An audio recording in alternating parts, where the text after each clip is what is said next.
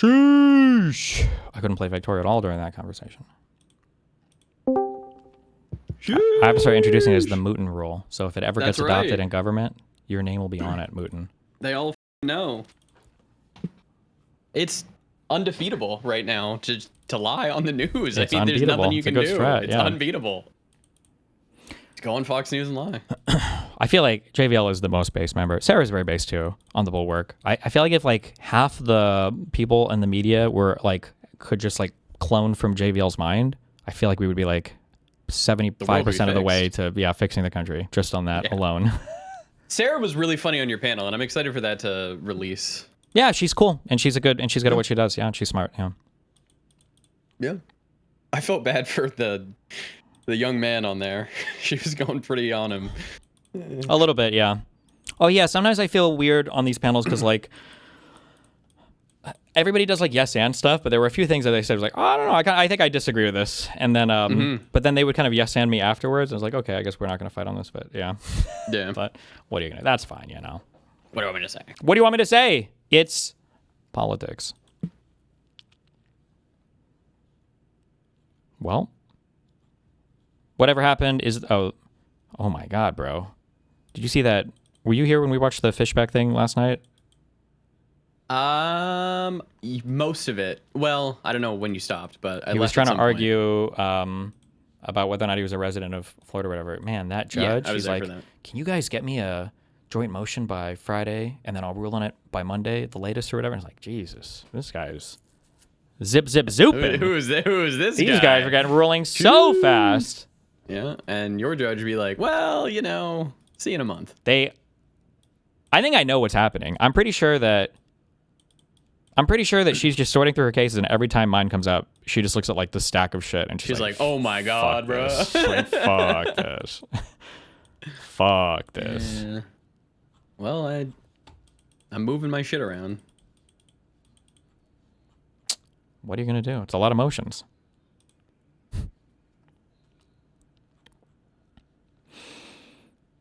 What did you guys talk about this morning?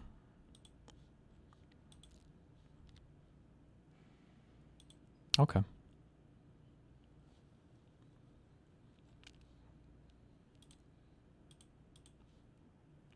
Can she just keep doing this, or is there something in place stopping the stalling? Nope, it's civil litigation. Nothing in place to stop it. Wasn't there rolling this morning? No, it was just we were supposed to have a hearing on the 29th, and for some reason it got moved to the 13th of next month, so another 2 weeks. The infinite 2-week meme. If your law firm had a battle pass, you'd be max tier by now. True. Do I get to have like a diamond membership? Do you wish you countersuit? Yeah, of course I do. But I mean, I don't know how much I could have known about that in the beginning. But I can always sue after.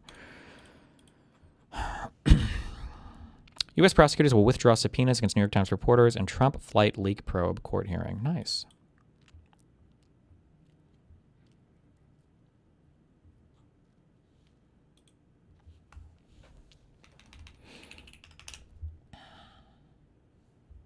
Have you seen Vivarium? Yeah. I thought it was okay. Oh, you know what movie I watched recently? I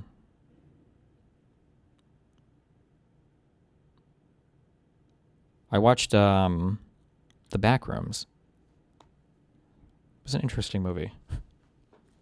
I'm still not sure how I feel about it. I feel like I need to sit and think about it. It was interesting. Is it good? I haven't watched. I think it's like worth watching. I don't know, how long was it?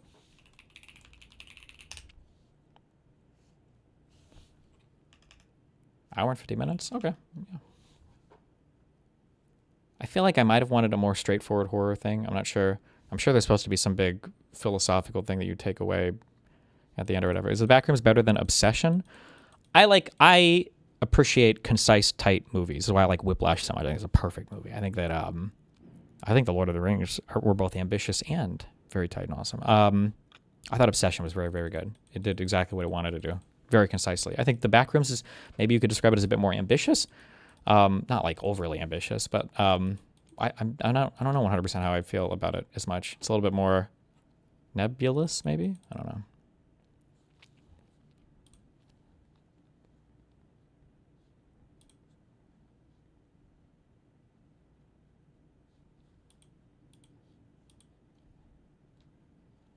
If you know the lore and can understand the metaphors, Backrooms is great. There's lore? Is it like an SCP project thing or whatever? Or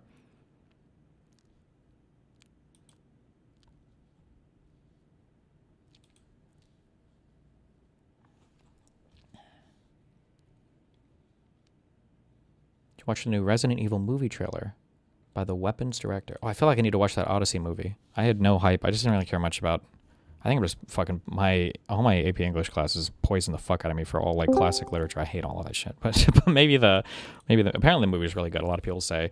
Actually, even I think even to their annoyance, a lot of conservatives have come out and said that the movie was really good. So.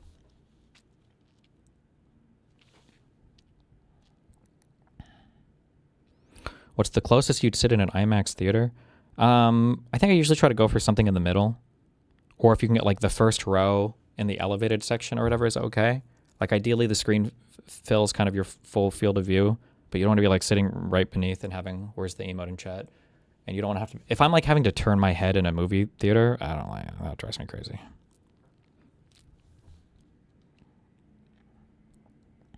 The metaphor felt so overly literal and too explained to the table scene. I don't know. It would have just been better if they let us piece together. Am I retarded? What was the metaphor? I didn't get it at all. What was the metaphor?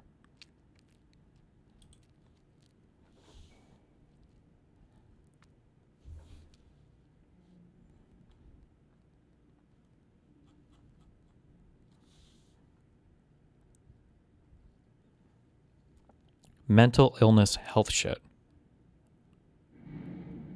Okay, well that didn't help.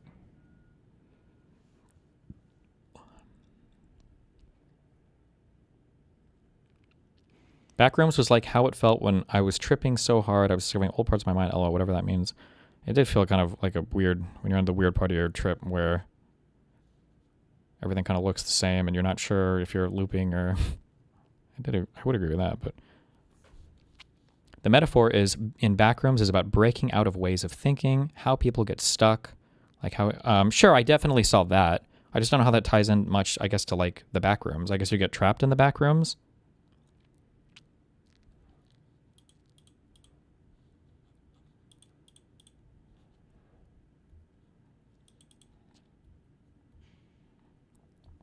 What did you think about Begonia? I loved it until the ending. Why'd you love it until the ending? Doesn't the ending kind of make the movie? I thought Begonia was well done. I thought it was interesting. I thought it was funny. Like a dark humor sort of way? I don't know. That the guy was correct about everything. He was smart to cover her with all the shit. What even was it? Shaving cream or whatever to cut off her telepathic powers and all that? I don't know. I thought it was funny.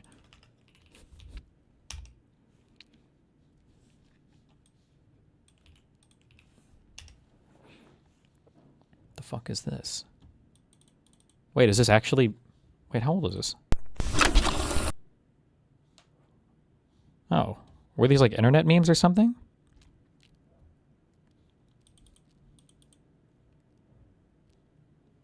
This is the director. Do you actively search for metaphors when watching a piece of media? I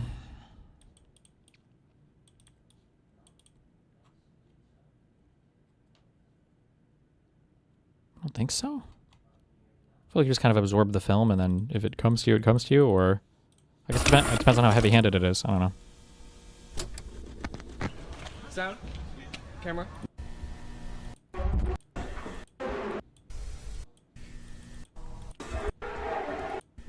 it. Wait, was this the opening of the film? Was it this exact... Oh, no. Not exactly, but close. You haven't watched this? No, I don't know. I've seen like these memes on like Instagram.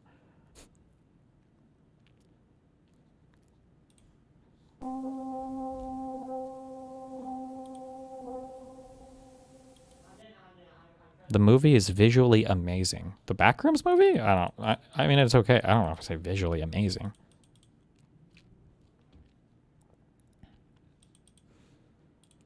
Okay. These two are going to be crazy if I even decide to do these. Wait, real quick before we bring in Sherveen. What destroy your first enemy structure using artillery. Artillery, I think, was like a blue. That was a far science thing. How the fuck can you possibly do this? Do you have to do some cringe shit where you like surround all the alien structures with walls or something so the units don't spawn? Or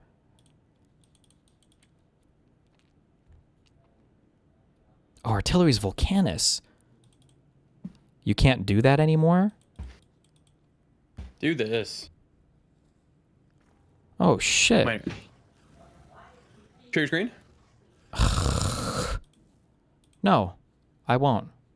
Because it's Sherveen time, baby. Good. I had a question. I don't know if you heard it. Oh, why God.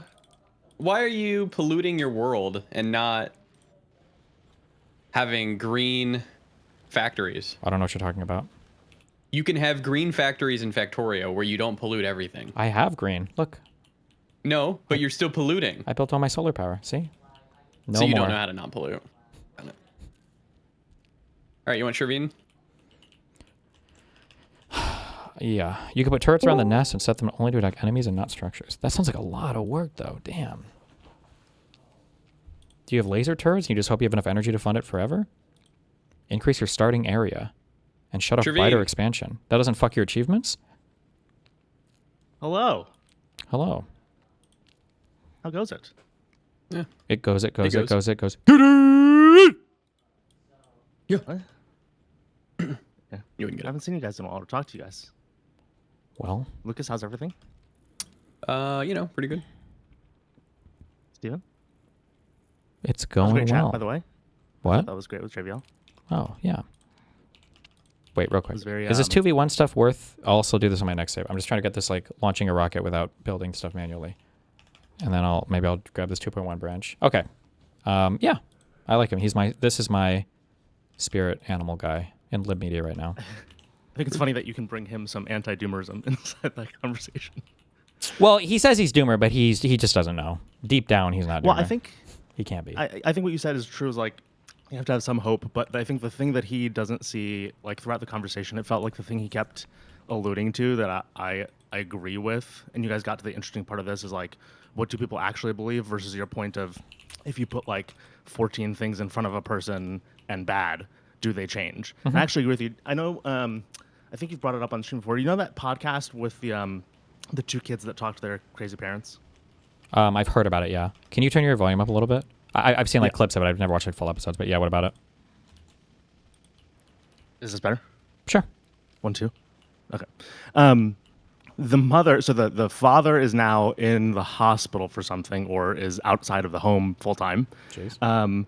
They've chatted with Hasan, which is whatever, Okay. but also they've brought on, I don't know how to label this person politically correctly, so I'm going to screw it up, but like somebody who is, I think, in the trans community. They've brought on other people to talk to basically the parents or the mother. The mother specifically has been bothered by recent ICE stuff, and then there was something else that really bugged her. And so for the first time, she's like verbally, she won't go like, oh, he's not my president, or I'm upset with him specifically about Trump, but she is visibly saying, no, we should abolish ICE. No, we should. I do want universal health care now that I'm going through this thing with her husband. And so she has actually started to morph, and who knows how much of that is also 24/7 not having the husband in the room. But I think it goes to your point of if we can put 14 things between, the person and bad. I think that's the thing he's now skeptical of, which is interesting because he's in the media, right? So like his job he probably sees as putting those 14 things in front of people, and he doesn't see it working. But I think I agree with you. I think it could. I hate, but you have I'm to. not surprised We he's have to. getting. My view must Yeah. be correct. Otherwise, the opposite side of that is that some humans are irredeemably evil, which that might be true, but this has to be. I would just define it away as like a severe genetic anomaly that would have impacted 0.0001% of the population. It can't be that half the country is like irredeemably, irreversibly, morally corrupted, right? Foundationally, They are. I just can't believe that. Well, the other thing that he might say, because I don't think he thought that they were evil, but I think the thing he said at some point, his question too was like, is society bad? And he might, I don't know if you would agree with what I'm going to say, but I think Wait, real quick. he When you didn't keep mean saying there- he, are you talking about the liberal guy that JVL. hosts the show? Oh, you're talking about JVL right now. Sorry, we're going back to this. Sorry. Yeah. Oh, sorry. Yeah. So, like, he would say something like, "It's not that they're evil, but when he asks you if society is bad, it'd be something to the extent of, it. They're not evil people, but the way in which all of the comms has gone like it's impossible to get 14 things. Like it's physically impossible to get 14 things between the person and the bad. Oh, sure. And so, I might agree with that now. Yeah. Yeah, for sure. Yeah. Yeah. But at least it gives us, there's like something to do there. You know how like Yes. when the legendary Dr. House, when he's diagnosing patients and they'll be like, well, it could be this or this. And he's like, well, we should treat for this. And they're like, but it could be other thing. And House like, well, if it's the other thing, he's dead anyway. And then Foreman is like, you can't favor this diagnosis just because the other one is hopeless. It's kind of like that. Well, it's he'll like, also do it on timeline. He'll be like, in the meantime, let's do this other thing. And it's kind of like, I used to tell it to people all the time. It's like, first things first, like do something if you think like you acknowledge the problem exists and you believe you should be on the other side of it. Like, Yeah. And he like the Bulwark is that, right? And this is why it was interesting to hear him say that. It's like, if I see a representation of him as like leading that brand, it does feel very much like it is they talk in we are the last one standing terms. you could even say they are the bulwark Bulwark. Wow. against fascism. Yeah. It's cool. Well, anyway, good chat with him. Okay, so I wanted to chat about the college Dems stuff. But maybe I want to chat about Mamdani first. Okay. Well, I mean, where are you though? I feel like obviously. So I don't know if you saw my chat about it, but I think the whole not letting you in thing was completely fucked up. Oh, thanks. Yeah, you're welcome. I also, I'd say like how a lot of my current like state of the world has changed since I don't remember the last time we chatted. But I think I am more concerned with like Hasan broadly speaking, gaining a persuasion ability in the party. And so like if I net that out, your initial reaction to all of it made a lot of sense, but I wonder like how do you view this as a problem with the people who didn't let you in, the College Democrats of America, and then your larger like this is the tankies, this is the left versus this is just an incident. Like where are you mapping everything right now? This is the like who do I hold responsible for it? Yeah, and again, like the first couple days in the parts of the stream that I hopped into, and I didn't catch like your full reaction, so I might have caught hot parts, but like it felt like you were, like again, the thing I said to you in chat at some point was about the college Dems, and like you were painting a very broad brush as to all the people who had to renounce. Silence is also complicity. Yeah, I mean, don't know, like how broad that brush is in reality for you. well, I would say the entire organization, I think, to some extent, has to stand behind what's going on. I think that one of the things that sucks is that people don't immediately see when they're being called to act. And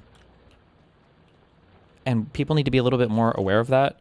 This is a very meme-y thing, but like I used to debate a lot on like forums way back in the day, and oftentimes, because when you're 17 you're retarded, I'll be like out of my depth on a topic, but there'll be like that one guy on like the board who like we know that he'll show up for a certain topic and he'll always beat the other dudes because he knows all of his shit. And I remember at times in the 2016 era looking at certain arguments or whatever online and thinking a few times, it's like, okay, well, I need like the guy to come out and figure this shit out or whatever. And then I kind of realized like, fuck, I think this has to be me now at this point. I think I'm like, I have to be that guy. You're the guy. And I think sometimes people don't realize that there are going to be times in their life where they're called on to be that guy, and it can't just be this perpetually off-putting thing.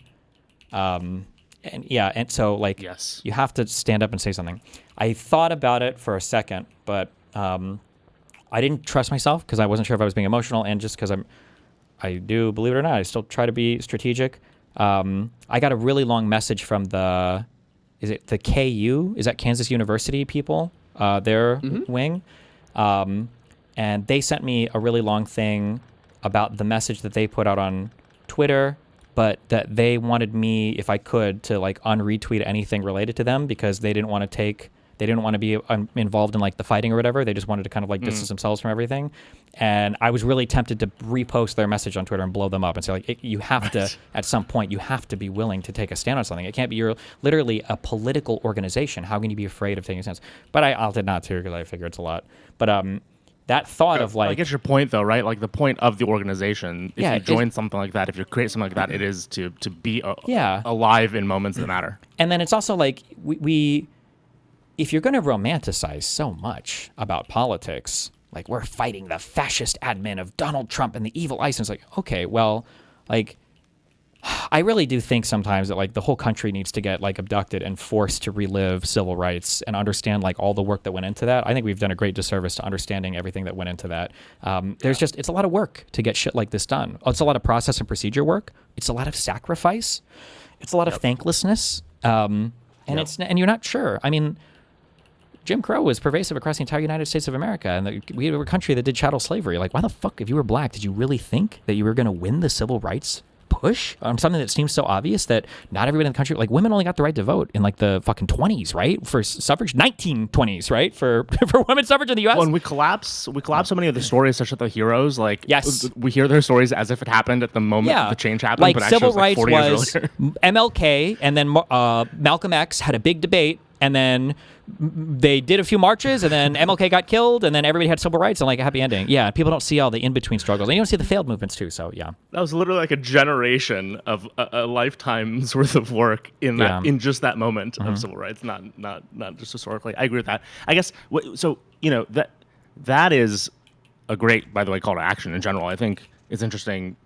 As I was thinking about what I wanted to chat with you about, it's like, how do we give people a playbook of a kind? Because I think this is one of the things I disagree with the brush you painted that day. Again, I don't know if it's as broad as it was that day because or the couple of days after the thing, but because I wonder if they don't have something to react to, because they're not going to take obviously the event as personally as you, especially depending on their context as to who you are and who Hasan is and who decided on the event, et cetera, et cetera. But to get to one of the things that I was thinking about, it's like, look, I think most college Dems, if you think of them as being like well-meaning people who are on some spectrum of the left, would probably agree that there should be, for national events, some sort of invite right, let's call it, or like some sort of, let's say, non-rescindment that happens around these sorts of events when they're supposed to represent a certain portion of the tent, right? Versus like if they had excluded a Republican or if they excluded a Republican influencer. But they don't have that as like a thing they probably think they can do, which gets to probably the foundation of my reaction to you of like, oh, I don't think they have the agency. Like a lot of the college Dems that we talk about, the organizations, these chapters, are so disconnected from, let's say, not only the national, kind of organization, but the idea that they would even attend. Like it's a very small segment of college Dems that actually attend an event like that. Mm-hmm. And so their ability, their agency to say, oh, I have a say, is actually quite limited.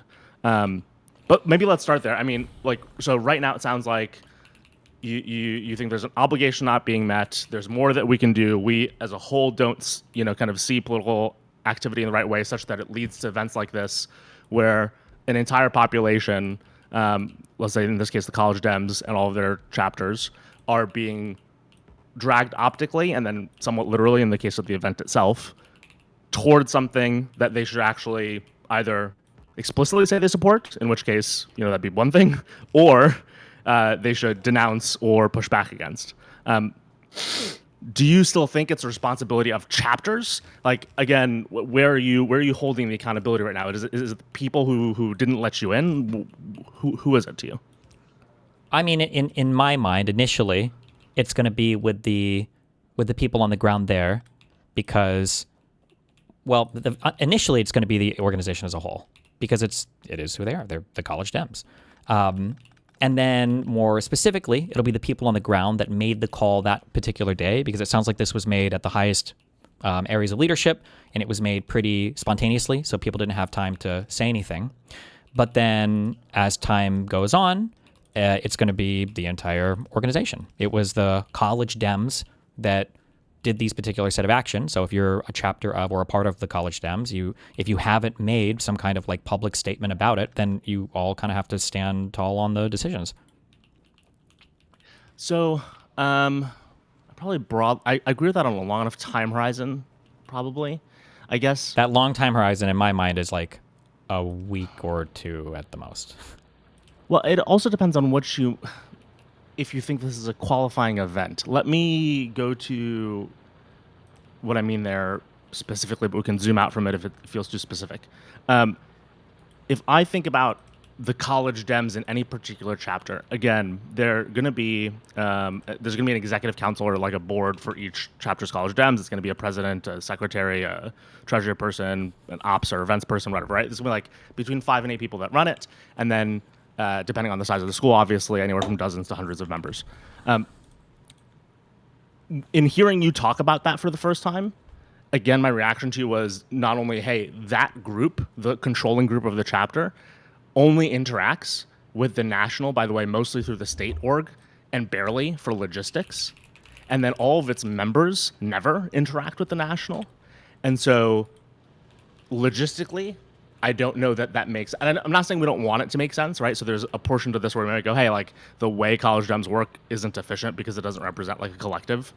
And we might want it to, but right now it doesn't. Like, what is that person who exists on a campus and might agree with you supposed to do? And by the way, what are the ones who don't know of you that well and can't grok the incident? Should they really be considered complicit? I mean, yeah. If you're really so disconnected from all of it, then just leave. No? Well, no, because I don't know that this event is as big to them as it is to you. And that doesn't mean it shouldn't be, right? But I don't think, again, most of them don't get to attend that event. Most of them don't get to. And wasn't by the way, this so like the Jewish wasn't caucus, this a big national event for them? Yeah, but Like, it wasn't just like a you have to single understand- chapter event. This was like a big event for the organization. But what percentage of people who sign up for their college Dems at a campus do you think wind up at an event like that? Throughout the we'd both year, be guessing. my guess is probably less than 10%. Exactly. And so like I think there's a thing that is representative of not the college Dems as a whole, but of kind of the leadership of all of those chapters trying to do something, people who eventually want to actually go into politics from a career perspective, but it doesn't represent the polity. It doesn't represent like the mass that goes. Let's say to that I events have on like their a local digital campus. ground game event. And let's say that I have it just for like, I do a big event. I invite everybody who wants to come out to DC. We can fly out to DC. And there are like my different, we have 2 canvassing houses set up right now. And I'm sure there are like DGG poll like chapters or groups of people across the country. And let's say that I just have like a no blacks rule at this thing. And there aren't very many people that go. Would you judge the people across the country who look at that and they're like, well, I wasn't there. We didn't really go. It wasn't my call to ban black people from this I event. think that's a bigger thing than, I don't think people understand not invite. By the way, so this is where I go like, what's the action item? So I know that like everyone wants us to debate and kill each other, but like I'm not here to like debate. I think the thing was wrong. I agree with you. If I was running the thing, or if I had like an ability to.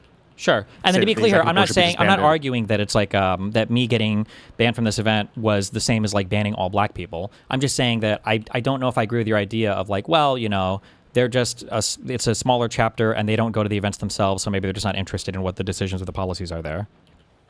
And I don't. Well, so I'd add to that, and I don't know that all these kids are following you and Hasan enough, and know why that happened, such that they have something to do. By the way, though, and again, this goes to the point of like, I'm not here to just fight or whatever, although we can. But like the thing that I do think is interesting, and you thinking about this out loud for the past couple of days has made me think about, is we don't give right now, and when I say we, I do mean this community in particular, but also like lib-left communities, don't give the good playbook. And so let me give you an example. I don't know that right now there is something someone can read anywhere that gives the not you, and I don't at all, I'm not at all blaming you at all for having an emotional reaction to Hasan about this, but like the content from you in this community is all just like about Hasan and his reaction, whereas could this community produce something, or could somebody produce something, and this is about like the coverage of the event is obviously flawed, that would give the neutral, hey, this is just problematic on its face version of events versus the version that is about your guys' beef. Because the version about your guys' beef is hard for someone at a random chapter to grab onto and do something to, versus someone saying, hey, like a person who's a liberal who's like clearly in our tent, who has a huge audience in our tent. I agree with you, but whose responsibility is it to communicate that? Let's That's- say well, so that that's an I'm a interesting chapter. question. Let's say that I'm a member at the University of Nebraska at Omaha. I find out there are these weird streamer guys. One guy got banned from an event, and then another dude showed up in a mouse suit. I don't know what the fuck's going on. I feel kind of weird. People are asking me questions about this, so I go to my chapter leadership. Is the onus on them to say, well, go do your own homework, or well, go see the video that Destiny, his community, put out about it? It should be the organization itself took a stand on this issue, So I feel like But they who are should they be getting able. their education from? How are we? How are they learning about this? They should do it themselves. They should do it themselves. Like the organization should. The organization had within its possession enough information to feel Which comfortable. organization? The are you College talking Dems. about? Hold on. The College Dems are so the way that it works. The College Dems are like an executive council. Then there are a bunch of state. It's like a federated sort of organization. Then there are a bunch of state chapters that then charter on-campus things. So when you say the College Dems, like I think the executive board was just like wrong. So that they're the people who are completely in the red, right? Like Sure. they are wrong. They're communicating poorly. They're deciding poorly. The rest of the College Dems, when we say the College Dems, are you talking about a chapter lead who might not have even come to this event, might not have even seen the email that said, "Hey, come to this event"? And Okay, decided, let me. I can't so travel? here's what I'm not understanding. So here's a question. What is the point of being in the College Dems?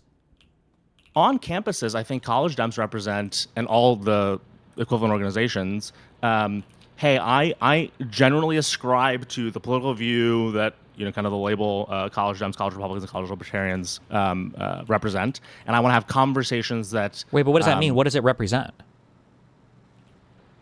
At some point, I'm asking a question. We can just skip, I guess. At some point, I'm going to ask you, like, what is the point of being in this organization? And it's because ostensibly, the organization represents some shared value. Why do you join any organization? Because there's some shared values. But if it's the case that the executive body of that organization can make decisions, and what I would argue are relatively big decisions, for at least for this event, if those don't somehow make their way down to the individual chapters and nobody understands what's going on, then I would be very scared of.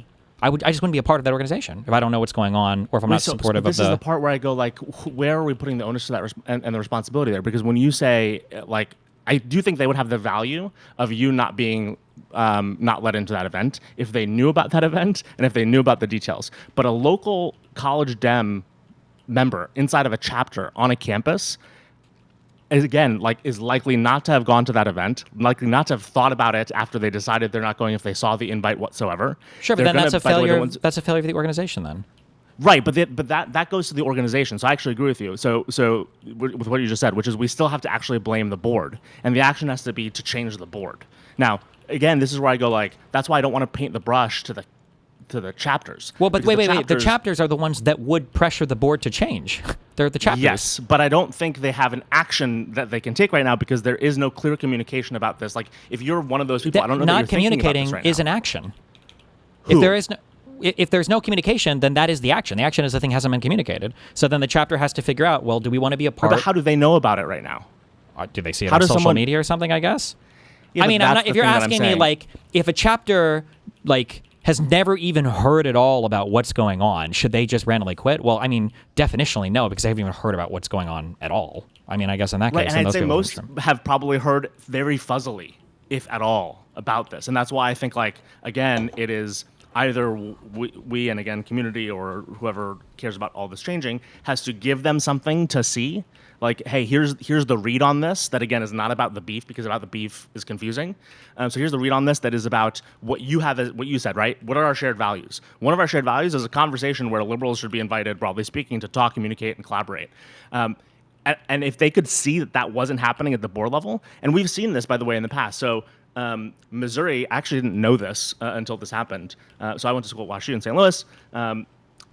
Our chapter at some point after my time apparently disbanded from the College Democrats of America because there was some sort of controversy involving the executive board, and Missouri did not agree with how it was being handled, and they disbanded from it, right? So there is this notion of them holding the board accountable. But the question is, how do they get that message? So in the case of that 2020, I think it was 2020-ish that this happened, it was some executive member, student of, I think, the entire CDA, the national version, saying, hey, we're not treating some part of our constituency or demographic correctly. And it was a national conversation, even in the news. Like, it wasn't that guy said, hey, let me go get all the chapters to vote this way. It became a national news topic. This, I don't think, proliferates the same way. Well, maybe my banning doesn't, but Hasan being there absolutely did, right? That's fair. That's fair. And I think that I'm more concerned about than I was maybe 2 months ago. Sure. But I don't know that. Yeah. But also, Well, I think and so it's just- fair. It would be fair for me to just say, "Oh, like I'm not doing any events with the college Dems. Like we're not doing any joint but I canvassing don't know things or whatever." Because why, though? Because it can't be that I am the only person in every single thing that I involve myself in. That I'm literally the only man on the planet with agency. It can't be that it's my job to figure No, out but how that's to. not what I'm asking. Hold on. What is the leap there? So when you say Because how this should function is is I would imagine if I was running something, I'm trying to think if we've had things like this. If a big dramatic event happens and it is reaching some level of media, then the chapter presidents put out some kind of statement to explain what's going on to all of the chapters, so everybody knows, and then they explain their decisions, and then they stand by them, and that's it. And they actually, they did do something kind of similar to this in the form of like tweeting out that like, oh, by the way, people that come to these events don't necessarily represent us, LOL, and that was their version of it. But that was the executive board. Yeah. That was not, and that's my point, right? The campus people, these chapter people are not the same, and they, by the way, I understand that, but I'm meet- saying it's very easy for the executive board to put out a statement on it, and then the chapter executive board sucks. Hold on, But the then executive board sucks. That's your executive those are the board. people who suck. They represent you.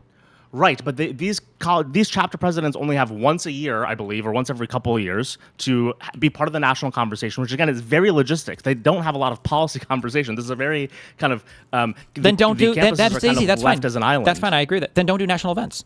Easy. They shouldn't. Then if the executive board can't be trusted to hold a relatively neutral If I say a event. very simple version though of what I'm trying to say, Stephen, is like I who knows if you're even going to get invited or put together events where this matters, but like I don't know that it matters that let's pick a campus, let's say some Pennsylvania campus of the College of Dems couldn't figure out how to have so much agency, especially while they're a college kid doing whatever they're doing in college, to figure out that they should put out a statement, which they don't usually do at all, and so they have to like conceive of what that looks like and who do we release the statement to, and do I have the authority as the president of this to do this thing, versus going, okay, this doesn't represent these individual chapters. Maybe it's a good thing to get involved with these chapters such that there's more of just this other perspective that then votes nationally from these chapters, from the bottoms up, having more exposure to this other side of the conversation.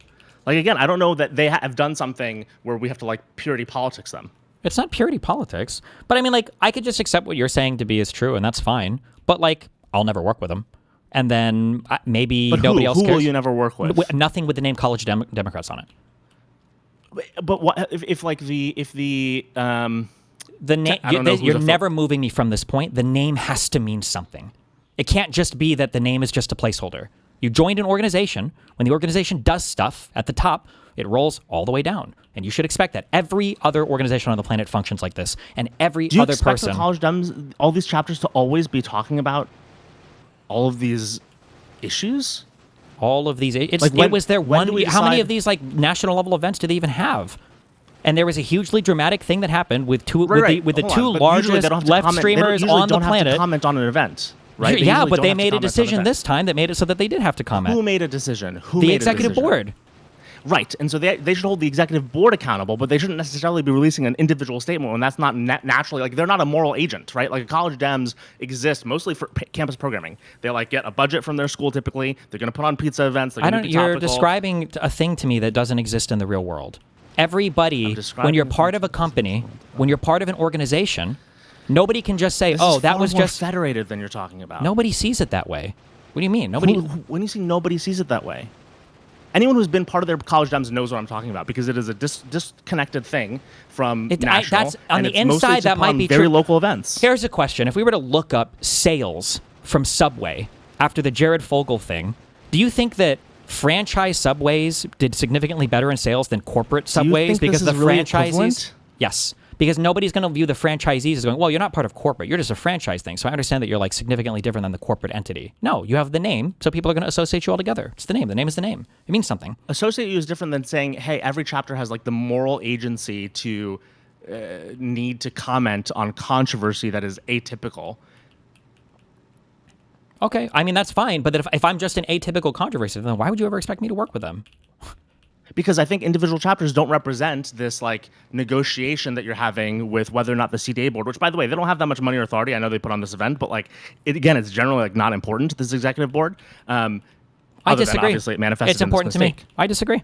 Yes, I agree with you. And that's a reason to work with the local chapters who have the bottoms-up ability to change the perspective and how they hold that board accountable. No, I they don't have to 100% change their agree. perspective. I'm totally fine without the whatever When you college say that, stems. It doesn't. Hold on. It's know. not. I don't have an onus to change them. At the end of the day, it doesn't affect me. I know you have an onus, but don't you want to? No, I want them to. I don't want to do the work for them unless they want to let me come in and take like a controlling lead or something of the college Dems We don't as like an assume that they executive. don't have the value. But we don't. I would not assume, and I hope you'd agree that they don't. It's not that they are right now representing the values that we don't have, right? Like They are. Yes, they are. No, The college Dems represent an extremist wing hold on. in the party right now through their executive board and the statements that they put out. Yes. Right. Hold on. But again, if this is a federated thing where someone's going to college for 4 years of their life, for a segment of life, an era of their life, they become president of a local board where mostly local stuff matters. For example, for me, can I use let me use the anecdote here. Most of what I was concerned about had to do with the college Republicans. We set up a lot of debates every semester. We had a magazine called the Washington University Political Review that would often, in affiliation with the Political Science Student Association, put on events where we talk about, actually, even back then, Israel-Palestine, or it was, graduated in 2013, so Obama's second election happened at the time. We'd host local events. We'd host pizza parties with the college Republicans and Libertarians. From a national state perspective, right to work and voter ID were actually issues in Missouri at the time, so we hosted events about that. That person, and that's me in this case, was not hyper concerned about what the college Democrats were doing, and so I wouldn't. Again, would I have commented on this? Probably, because I was, kind of a very nationally obsessed nerd politically. But like most of my team wasn't, right? Like the executives, we were not concerned about what's happening nationally. Our values wouldn't be represented in this moment. Your team of people who were niche enough to join an on-campus political organization weren't looking at national politics involving the political organization. No. I find that very hard to believe. But the national politics, when you say national politics versus an event, a national event that they wouldn't have even had the opportunity necessarily to attend. It doesn't matter. They live stream the things for who? I mean, people can see it. It's if none of this mattered. I hear you, but if none of this mattered, then why be a part of the org? Just do your own thing. Make your own little campus frat because I think sorority that thing or whatever. disconnect, right? Because I don't think they think, and I think this is reasonable, and this is where I think our disconnect is right now, that it's not related. And I hear you on the optics. So I 100% agree with you on the optics, and I do think the optics get mushed, and that's a good conversation. But I don't think that an individual or a group of individuals in these campuses currently believe that their values are being perfectly represented and necessarily that it actually is their values. So I think they would be surprised by our conversation. And therefore, I think like they deserve kind of a little bit more leeway from you. And again, No, who cares at the end of the day? But like, I don't think so. why? Because this should be a pretty easy thing to have a position on, and if you can't even take a position on this here, how are you going to lead? Who's asking them to have a position? Who's asking them to have Well, a position? I would be, I No guess. one. If anybody asked to work Right, with but me, you're and I would not. say, You're not, right? You're doing a purity politics thing. You're saying if they don't come out and say, if they don't contingent. come out First and of say all, something, okay, you can't just use the disparaging term purity politics. If somebody came out with a pro-rape my bad. movement, You- I wouldn't you want are- them to be you are- part of you are my. saying- No, hold on. You understand that to some extent, like, not all discrimination is bad, right? I wouldn't want to be part of like the rape Dems, right? I'm not purity testing in a derogatory way by not being part of the rape Dems, correct? Huh? Okay. So me not wanting to work with the college Dems when the college Dems excluded me proactively from an event. That's not like Okay, but that's not being if a unreasonable. chapter says, I want to do something with you, and you are saying you did not proactively speak out and your silence is complicity, that is a version of purity politics. If purity politics is just asking people to have a stance on something, I Hold on, guess. I'm not but trying this to is like all interrogate politics. whatever you want to label it. I don't like whatever it is. We don't need to like. If you don't like the association with purity politics, that's fine. Okay, so But if they it's a had made the version of decision for no holding Jew, them wait. accountable for silence is complicity. Sure. If the executive board of this event had made a decision of no blacks or no Jews allowed at the event or whatever, would you have expected? That's completely different. Sure, but let's just follow it out. If they had made a decision like that, yeah. which arguments no longer apply to what you're saying? Because why couldn't a college chapter just say, "Well, that was the executive board. We don't stand by that," or like, "This isn't our Because event." that is a very legible, very clear, and very extreme antithesis why? What if to it all their doesn't get values. like? They don't. What if it doesn't get like a lot of coverage or something? Or I mean, like, do you expect? Still very much like an extreme deviation from the values that are generally represented by the organization. Okay. Well, in that case, what you're telling me is that banning me from an event must not be that extreme of a deviation in values from an event. In which case, why would I ever want to work with they them? have it as a legible event, and again, this is why I go to right now, the way a lot of this is represented, and I'm again, I know you hate when I caveat, but I want to caveat anyway. I'm not blaming you for it, but like, let's take the 2 days after the stream, at least the parts that I caught, were you being hot, and I think it's completely reasonable, about Hasan. There's no legibility in what you were saying. It was. It's not my job to have the legibility. I can be I visceral. agree with I'm you. the one I'm that's just telling you what they adversely have. I'm just telling. Okay, hold on. and that's fine. I'm I just agree. telling No, you're describing for them and you're prescribing for me. That's my problem. I know. No, their no, I'm description. not. You I'm are. not. You're I'm telling me that I describing ought for to- you. No, Hold on. I don't. Hold on. Oh my God, I'm telling you that they don't have a thing to latch onto. Where are they getting? Have you ever the debated legible Radiant version? before? You guys would be the best debate partners. Whew. I do have a question, conversation. and it's a serious one. So if, like, let's say Kansas University wanted you, the College Democrats of Kansas University wanted to work with you, Stephen, because they released a statement. Let's say they didn't send you that email, right? Would you still work with them, or is all of College Democrats done now? I think if you had explicitly and specifically issued a statement, I would consider it. But I would still have to be careful, because why would I lend my reputation and lend my business and lend my time towards a group of people that are part of a Because of a body that political explicitly project. disavowed me? Because you have a political project, and those people are not perfectly represented by the CDA's executive board. Would you join the Rape Dems? Well, if they don't say anything, then they The Rape are. Dems are part of a political project to elect Democrats. Why do you say that? Why are you saying that? Because you're saying pointless statements. It's a political project. That doesn't mean anything. It doesn't let you You're slide not by part and of the everything. Rape Dems. No, but they're part of the college Dems that explicitly and proactively excluded me from an event. Like, do you not agree that there are times where we don't want to ascribe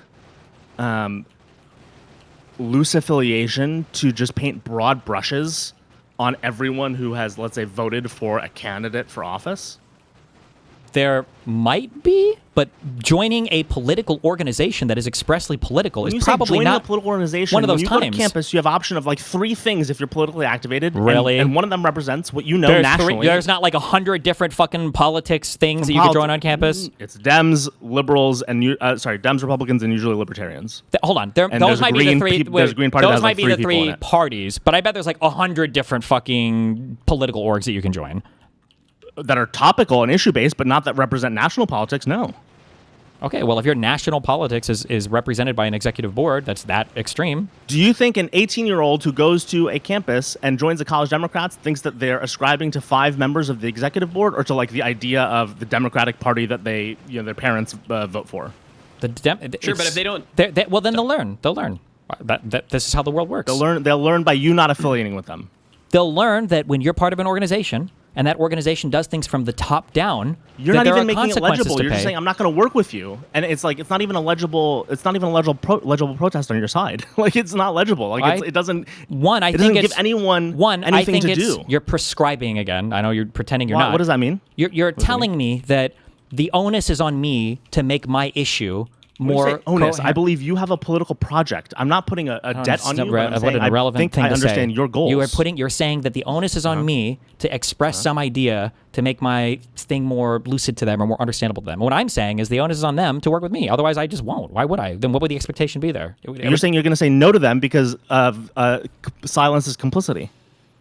No, I'm going to say no to them because the organization was involved in proactively forbidding me from an The event. thing that federates nationally, that happens to federate nationally, does not represent I the disagree. truest values of the. But you don't disagree for good reason.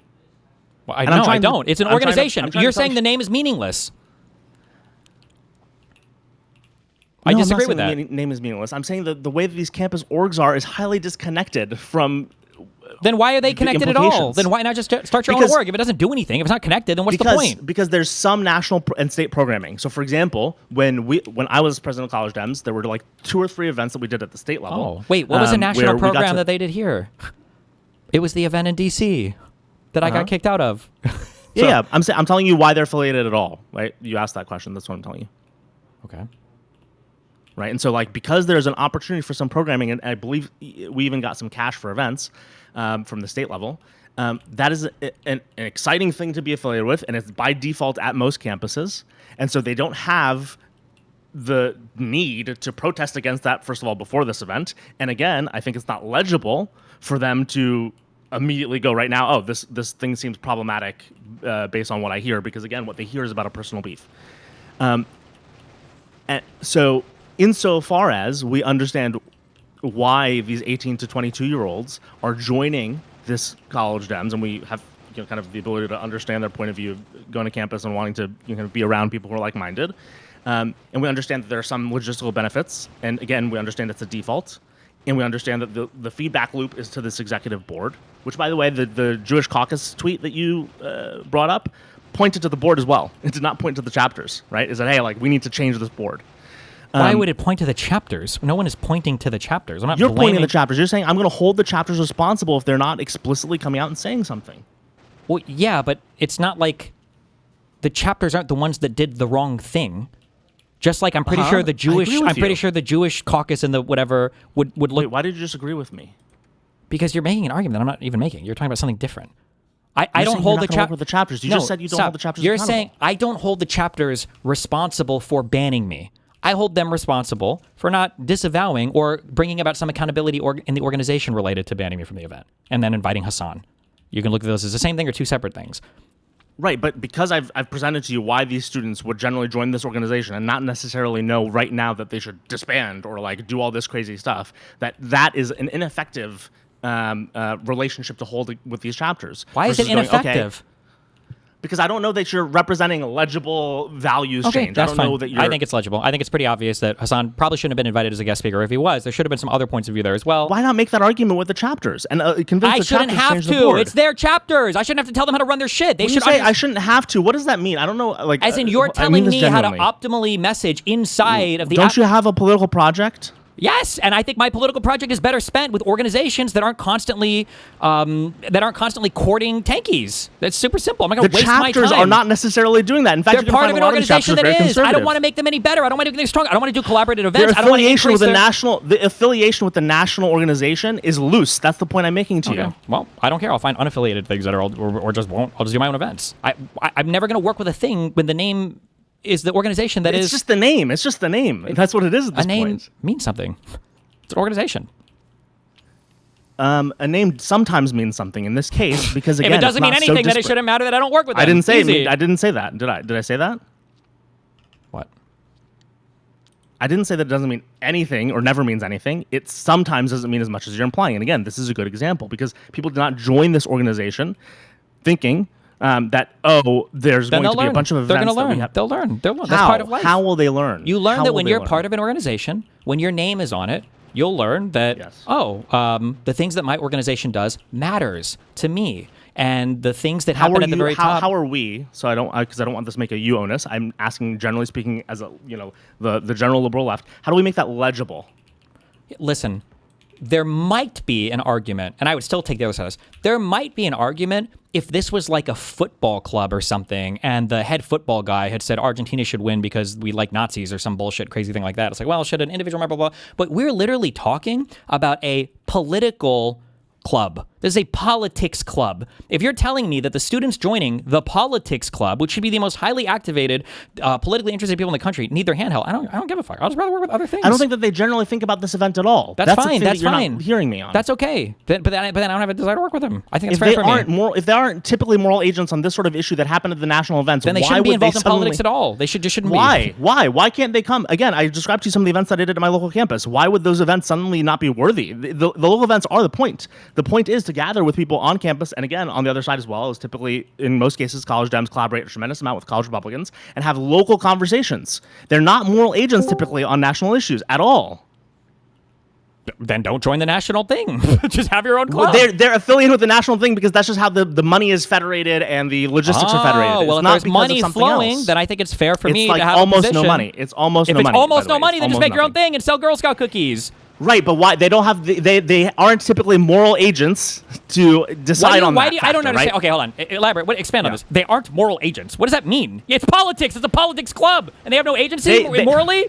The politics club does not speak on national issues. For example, you can have the politics club doesn't speak on national issues. Not as These are national not as political parties. Steven, not as a unified front. They put on events. That is their mandate. Their mandate universally is not to have stances. These college Dems. Definitionally, it is. It is a political party with stances. I guarantee you aren't understanding what these chapters do. I'm trying to describe it to you. They put on events. locally that the events do not end with, should we all release a statement on this issue that's happening? The events are meant to allow students to come together and converse with each other locally. Every single Democratic chapter thing released a fucking statement to help people find boxes of Kleenex over the Rittenhouse verdict. Because every fucking college did. And I bet every chapter released statements on BLM stuff. And I bet every chapter released. I'm sure these chapters release these types of fucking statements all the fucking time. Actually, I don't think that's true at all. Okay. And I'm happy to prove it wrong. Let's think about how to look this up. Is Rittenhouse a good example, or do you want to use a different example? I don't even know how we would find this. Okay, hey, I come back later. Bye-bye. Be careful. Bye. Yeah, I just don't wanna. Yeah, it's just the people. Why don't we have standards? Just one question. Why can people in the West be treated like adults? Well, so again, what I'm saying to you, and you can respond to this. I'm not saying we shouldn't have standards. I'm saying let's make them legible. I think the issue is if I think about, and again, I was the president of College Dems. There were many hundreds of members that I had for 4 years at WashU in St. Louis. A really good representation, by the way. It was a very big tent because some of the people came from the Midwest, some came from the coast, and those events, right? They were mostly local. And so if I'm thinking about the members who are here and the executive team who are here, they're putting on local events for students around them who are their peers. And so if we do want for them to hold to some standard, we have to make that standard legible for them. For example, we probably want them to vote differently at their next opportunity for a different executive board. And at this executive board vote meeting that happens, again, I think every couple years or maybe it's every year, this Hasan Destiny thing should be a point of the conversation, and actually that will allow their opinion to be legible too. But my point right now is to say, until then, their silence is not complicity with this, and it's just an issue that isn't that legible to them. Why isn't? Why can't they learn about what happened and make? When you say why isn't, when you say why isn't, I'm not trying to. I really mean this question. Are you asking me how they should find out the information? Or are you asking me what they should do once they find out? Well, because this isn't a legible issue. So again, this is why I keep focusing on what happens on these campuses. Usually, they're hosting events for each other on their campus that are locally focused. Most of these members never hear. You guys are going to loop on this, but the way this conversation is going in is he's just describing a thing that's happening. And that's it. That's what I'm trying to say. They need to do things. No. I understand they can never need to do anything. He's just describing what happens. That's it. There is no need to do, or they can't. He's treating them like they can't do anything. Well, no, I'm saying that this is not legible to them. At least when you say it's not legible, it can be legible. Yeah. You open a fucking web page, open Twitter, open YouTube. There's 50 million things that you can do to fight anything. But right now, if they do that, right, it's just you and him yelling about your personal beef with each other. That's my point. Right now, there's nothing legible that doesn't seem that it's about you two as actors, right?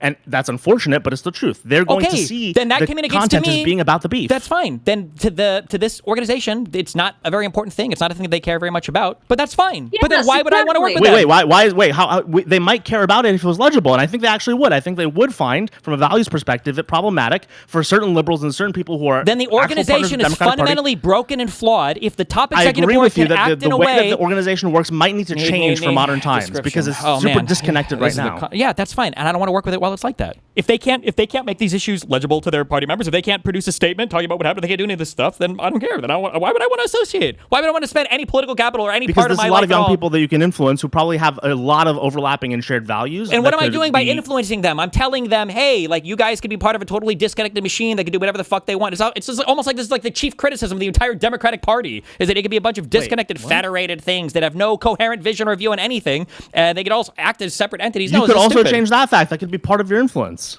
I'm not here to evolve or change the entire College Dems. Why is it on me to change everything? I have to change every single person. Hold on. Never mind. If you participate with them, right? If let's say that KU or whoever invites you to an event and you say no, you're not going to have any influence on, or barely any. Only the no will be legible to the people you said no to.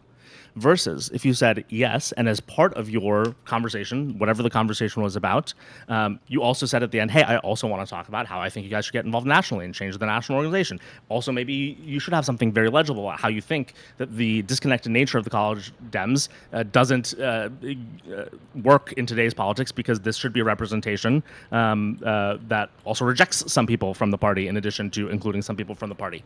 That would be part of the message with whatever else you're doing with them. And again, it's not your responsibility, but it to me would be ineffective to cross out where most young liberals go as being complicit in something where they didn't really express moral agency. They're just kind of defaulting. And yes, I wish they were more active. I wish everyone was more active, right? That's something that you just talked about with JVL. We want society to be more active, but it's not. So it's useful to us, even if we don't want it to be an onus or an obligation, it's still useful to us to decide, hey, as part of our political project, it's not necessarily healthy to cross out all of these young people for something that's quite illegible.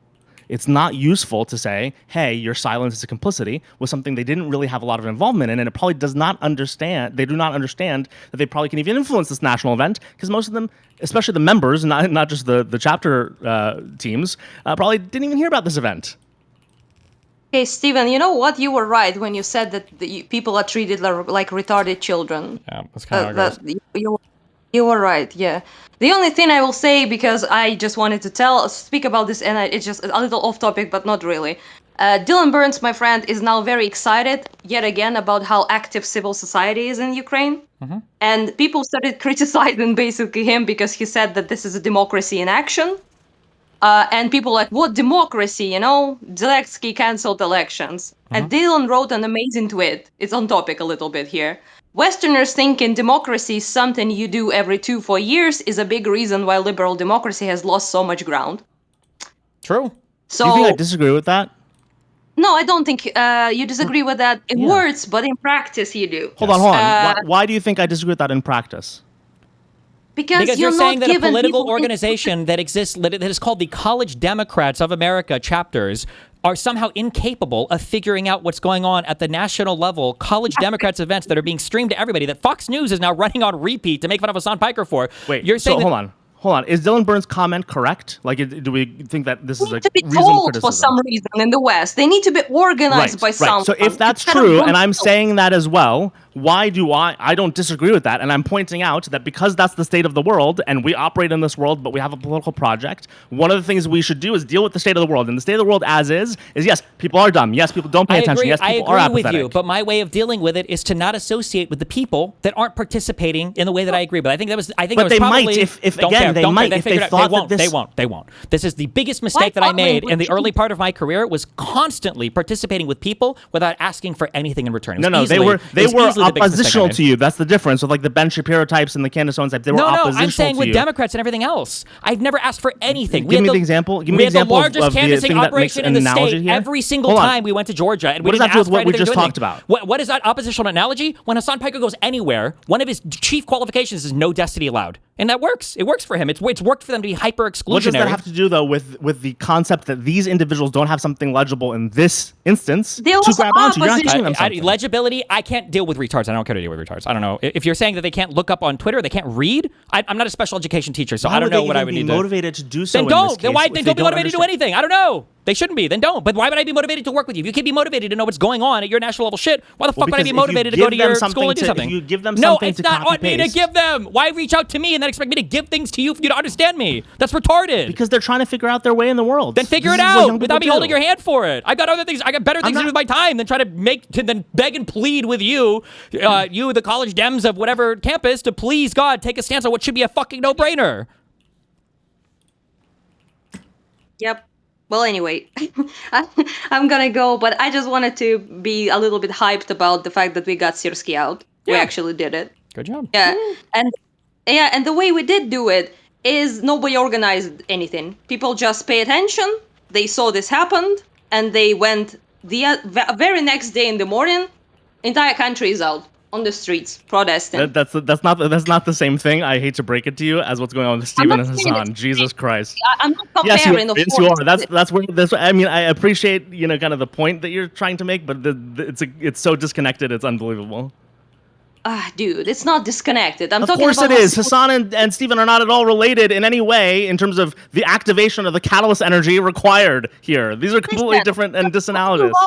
Hey, let's not do further. We have a small law that was passed that people didn't like. A small law about one small And you're comparing organization. that. Whatever. Yes. Yeah. Yes, I'm comparing that. People weren't organized by other people. They made their position known. These people should make their position known as well. If they're fine with people like Hasan being there in the Mao suit. They don't think and about it in the same way, and to think that they do is absurd. Well, then they could. Then Okay, they not don't. Then having they also they could just not think about it that way. That's fine. Yeah, they like don't. what Hungary did or whatever. When you get And that's reasonable. In this you case, can in call the it case of the college reasonable. Dems. That's fine. But if we take Ukraine for example, in 2014, I guess unless you believe the CIA did it, right? Yanukovych didn't run because people were making the issue legible. It was because Ukrainians were plugged into what was going on and they felt a really strong way about it and they fucking mass protested everything else. If you look at the current war effort, everything that's happened between Ukraine and Russia, it's not like you had to have people like podcasters telling these people like you should care about your country and not being invaded by Russia and here's these laws and here's these things and here's like the people are more invested. It's like I guess the Dylan tweet says it's not like every 2 or 4 years you show up to vote and that's your exercise in democracy. Or for Christians, Catholics, there was a nickname for this. I never remember. It's like twice a year or whatever. They go to mass on Christmas and Easter and that's Easter, it. yep. Yeah, these are like you always make fun of these people, but yeah, I don't know. That's how your people do it with like the religious guys. So you do it like by going one time in the church once a year and declare yourself religious. Same here. You declare yourself a liberal, a Democrat, whatever the fuck, but you go to the church once a year. So yeah, it's just I don't know, dude. You want to like, know who else maybe... agrees? You know who else agrees with my perspective?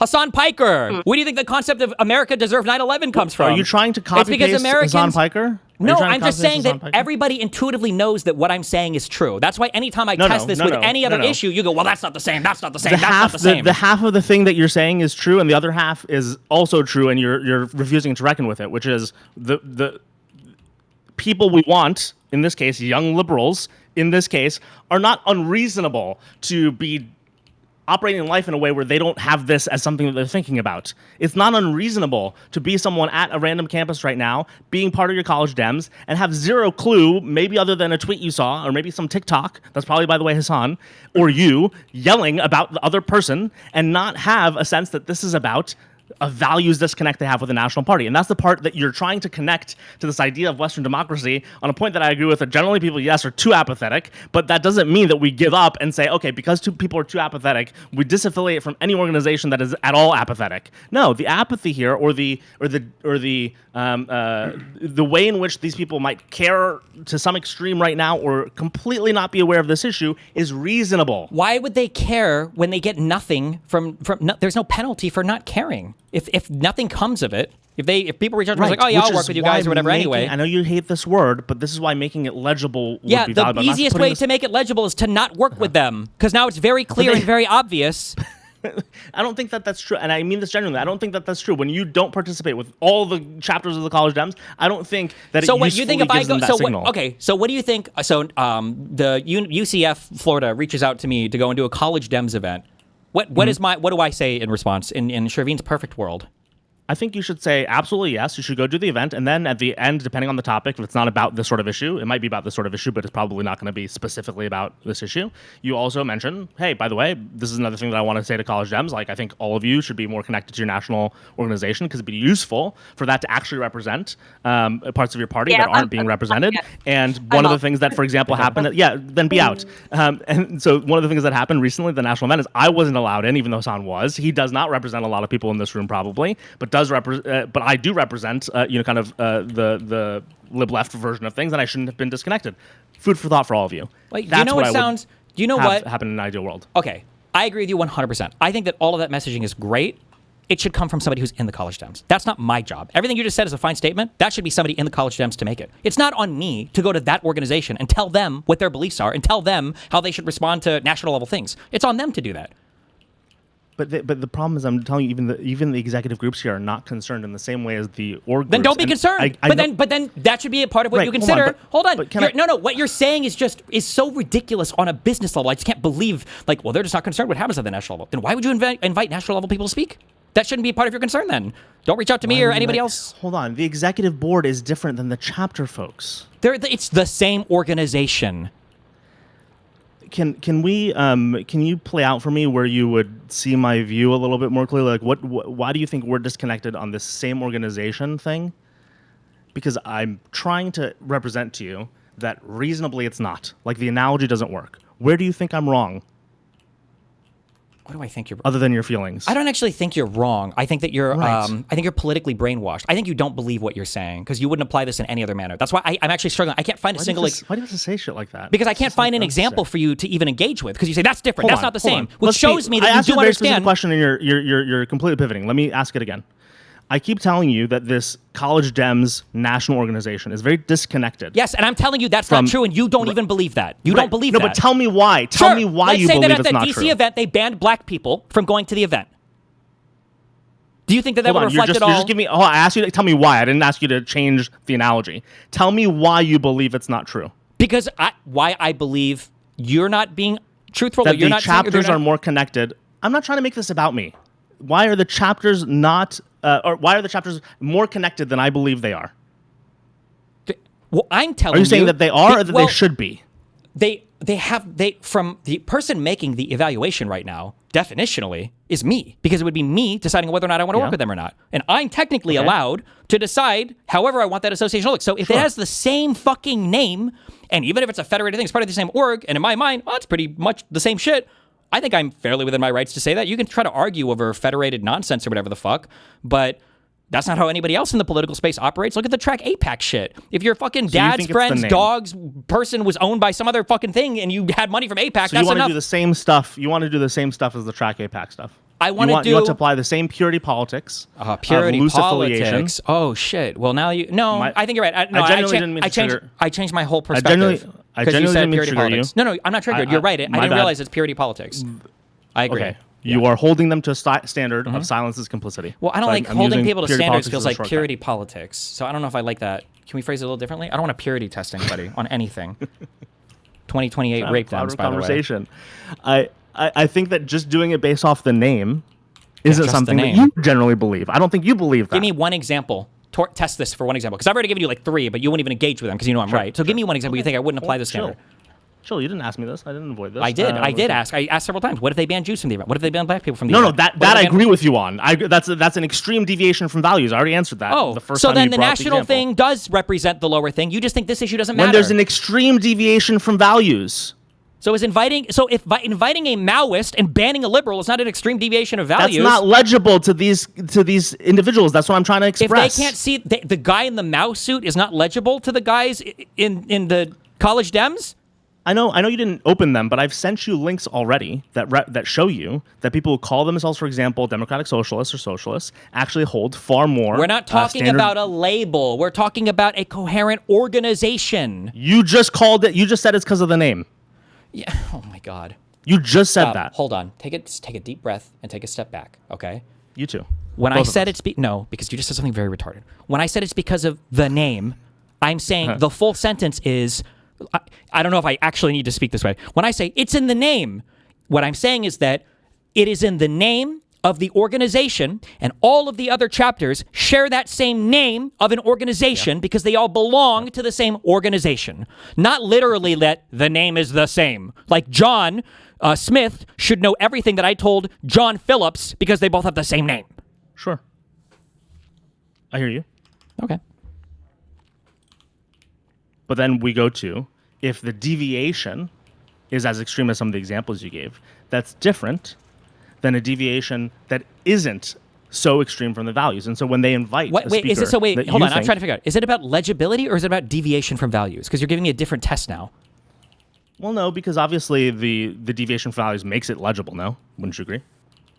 Potentially? But I feel like the inviting Hasan is a huge deviation of...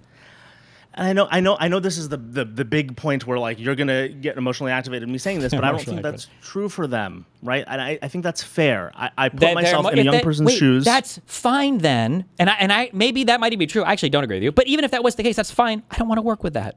I don't want to work with a Maoist, Stalinist. These are young liberals. I don't care. Young liberals. They don't vote that much. I'd rather Maoist, Stalinist. I would rather a bunch of them are going to be. Hold on. I would rather do. I don't have infinite time. Why would I do events with them when I could do it with any other person or event or thing that would want to do it? I'd rather do another Pangburn event. I'd rather set up my own event. Because this is a large group of liberals. So, for example, on when I was president of College Dems, there's many hundreds of members. Some of whom were very liberal and again came from the coast. Some of whom were from the Midwest. Some of them even from Missouri, who were like local campus kids. Some of we even internally had, by the way, okay, funnily enough, an Israel-Palestine debate where it's all college Dems. Like these people, this is not, again, when people sign up for the college Dems, there's not a lot of policy decisions. There's not like an ascription that these organizations are making. And maybe, again, by the way, this is why I think like the naming of this and even the way we talk about these groups is somewhat problematic.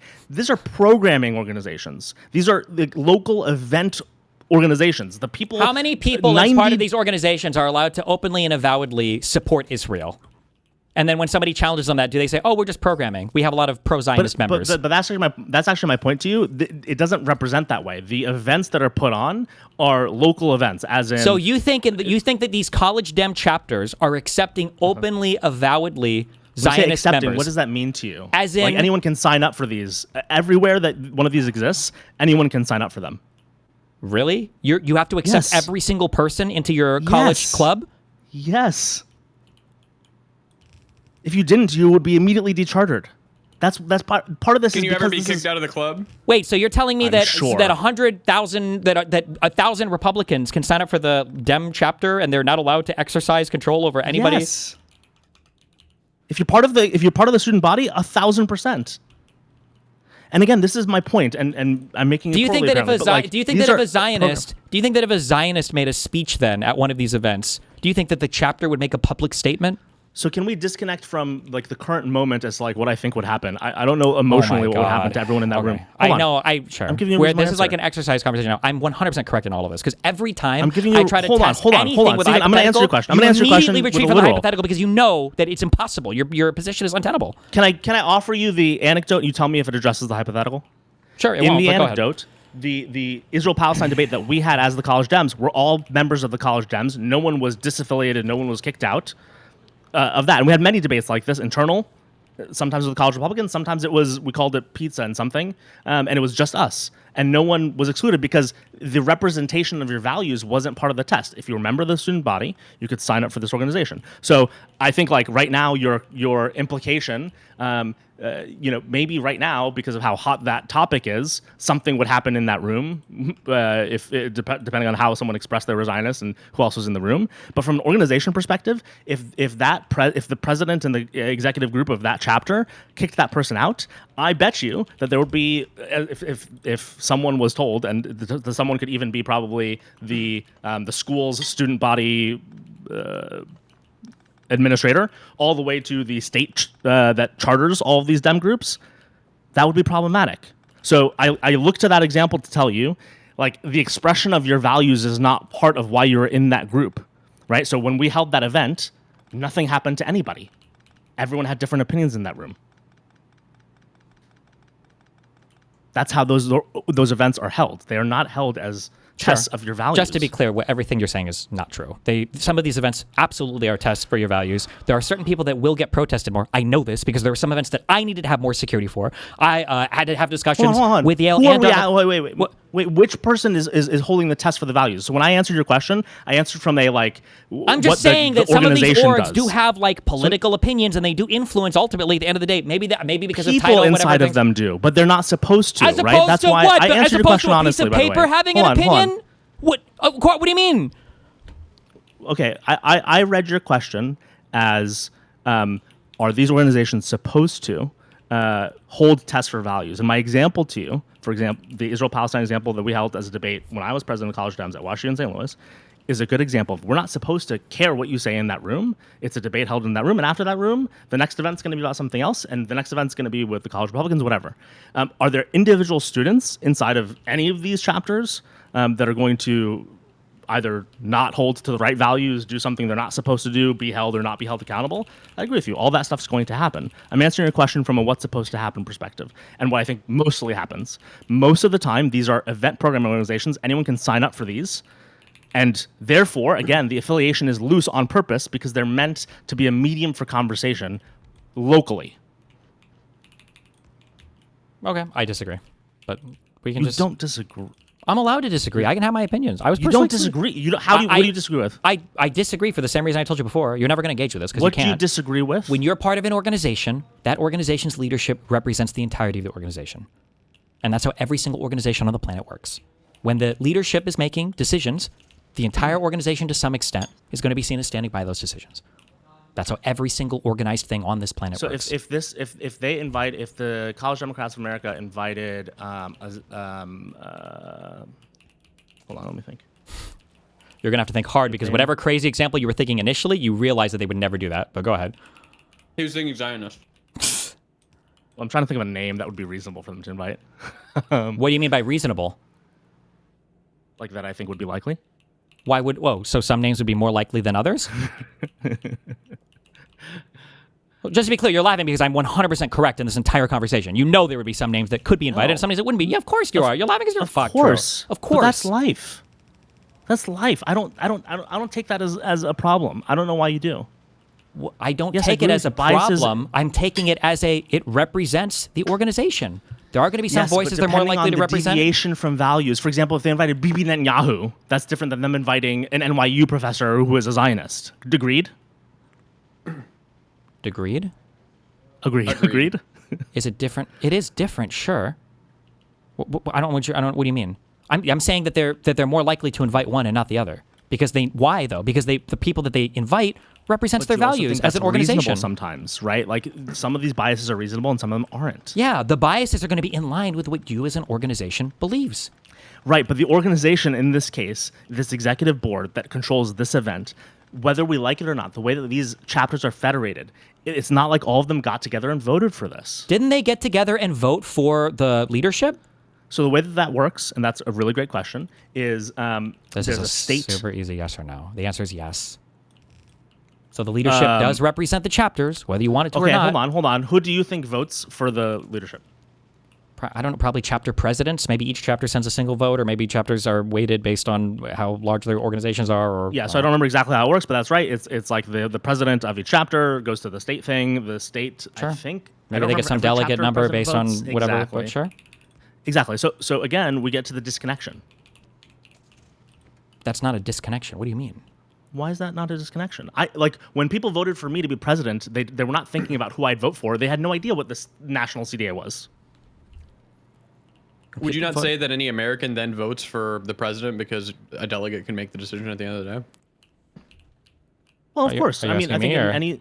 I'm asking him. Oh. I do think the president represents the entirety of the United States. Like if I went to Iran or if I was you in don't some think place, that we're responsible for. We don't share values with him. I do think we're responsible, and I do think we as a country we are don't share communicating values values. I mean, to some extent, he is the president of the United States.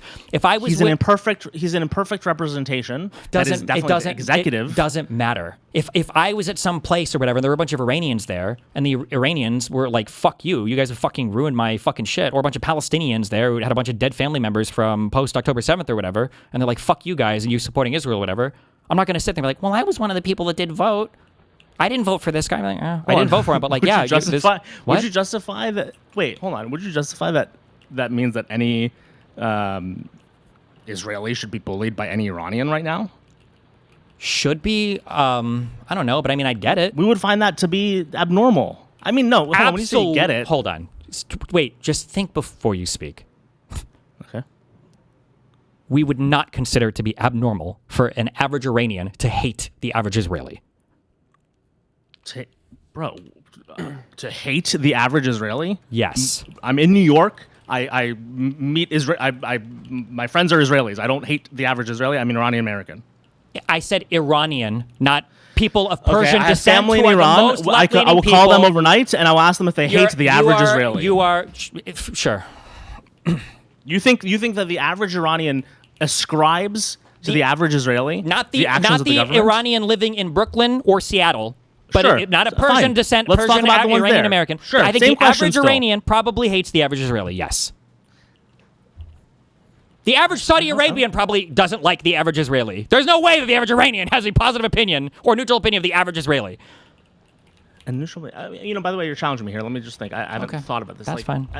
I hear what you mean. in Look terms at of- all the countries in Europe. There's one country, well, I don't know now, but there was one country in Europe that had a really, really, really negative opinion of the United States. You know what that one country Yeah. is? It's Serbia. Why is that? Is that random, or is it because they're the ones we fucking bomb the shit out of? That's not by accident, right? But hold on. Do Serbians hold individual views about individual Americans. And by the way, I know that, like, again, we're talking about like expression of, or I'm thinking about this in two terms. It's like the expression of views. So as in, would they say something versus what do they feel about the average person? So for example, right now, if I meet a Russian person, I'm not going to necessarily ascribe to them all of the actions of Russia. Now, if we got into a debate about it, obviously, then I would, right? It's like a waterfall, or it's like a stagger of context. Hello? I agree that the average person, if you were to sit them down at a bar and grab a beer with them and have a chat, that they would probably feel differently. But the country as a whole, especially an entire country that is acting in a certain way, presents a view to other countries on the planet, and as a collective, people will have viewpoints of other people in those countries, or at least of the people as a country. Can happen. Right. The reason the beer thing can happen is because there's this, we know there's a disconnection, right? We know that although generally speaking, we are responsible obviously for Trump. There can be a disconnection to some extent in that an individual person can be fine, but that doesn't change your viewpoint of the people, because the effect at the end of the day is, what is that country doing to you?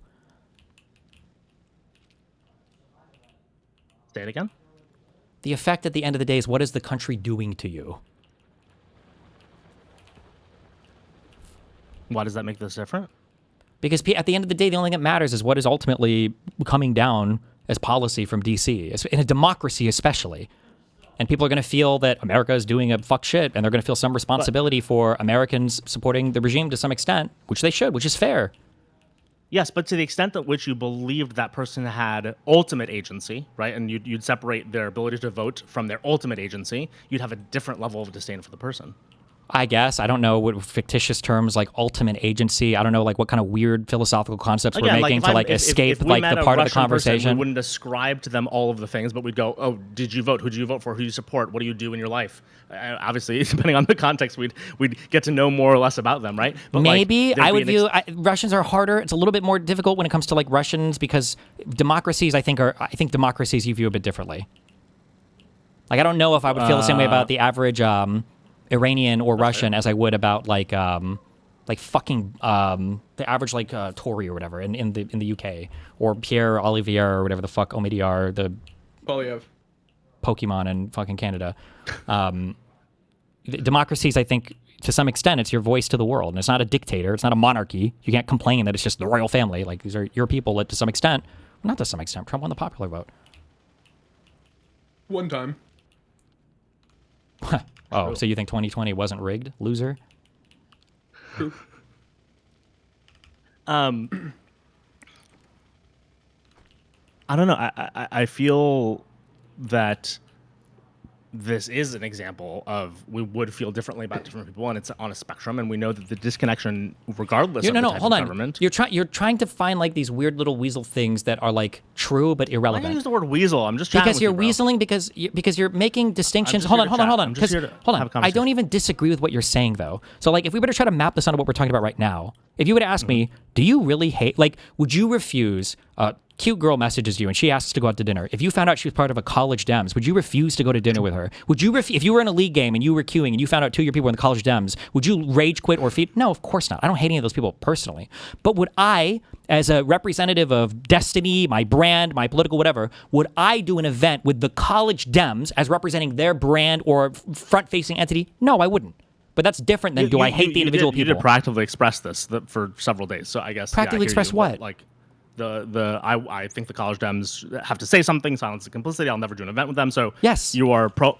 So I hear you that like yes, you would take context into mind, but the context. Of no, our what do you think? Is, what do you think that you just said there that I said is different than what I just said? What? I didn't say it's different. I'm saying I'm not like objecting to the idea that you would go on a date with somebody. I am objecting to the proactive statements that you're making. I agree that you're a more reasonable person than you might say, than comments you might make on a stream. I hear you. But you on a stream, at least again, the parts that I caught were hot towards the college Dems and hot towards these chapters and did paint a brush. And you did use the example of the Jewish Caucus League as like, oh, more people need to put out these statements or else I won't talk to them. Because it's important. Because it's important to push people to make a statement. Because if I don't say anything, that's what's different. That's my answer to your question. That's what's different about what you said versus what conversation. Why would I not be? I want to make my preferences known publicly so that people have an opportunity to adjust. I'm just saying that's why it's different. That's why it's different. That's what the question I was answering is like. You bring bringing up this whole like, oh, I will use context. Yes, but in this case, you have proactively expressed something that will push people away or make them assume that you will not work with them. Why would it push people away if they really do share all the values that you claim that we do share? It shouldn't push anybody away. I know you hate this. But it's about legibility, right? It's like, oh, you've made it very clear. Yes, and by me publicly stating that I'm not going to do any events with these guys because of them excluding me from an event, there's your legibility. I think that is unfortunately true to some of them, right? But again, I go like that. The consequences that falls to who you don't reach is too large. Okay, I'm okay with that. Can we talk about Mamdani? Sure. What what are you doing? Wait, actually, no. Let's talk about Vance first. I want to talk about Mamdani now. Let's do Mamdani next. I don't think you should launder Vance the way you did that one day. Okay. You sat there, and you basically yes-and everything he said, without, as you often recommend, giving a proper media ingestion of the man and his incentives and what he's actually doing, and you added on to his views.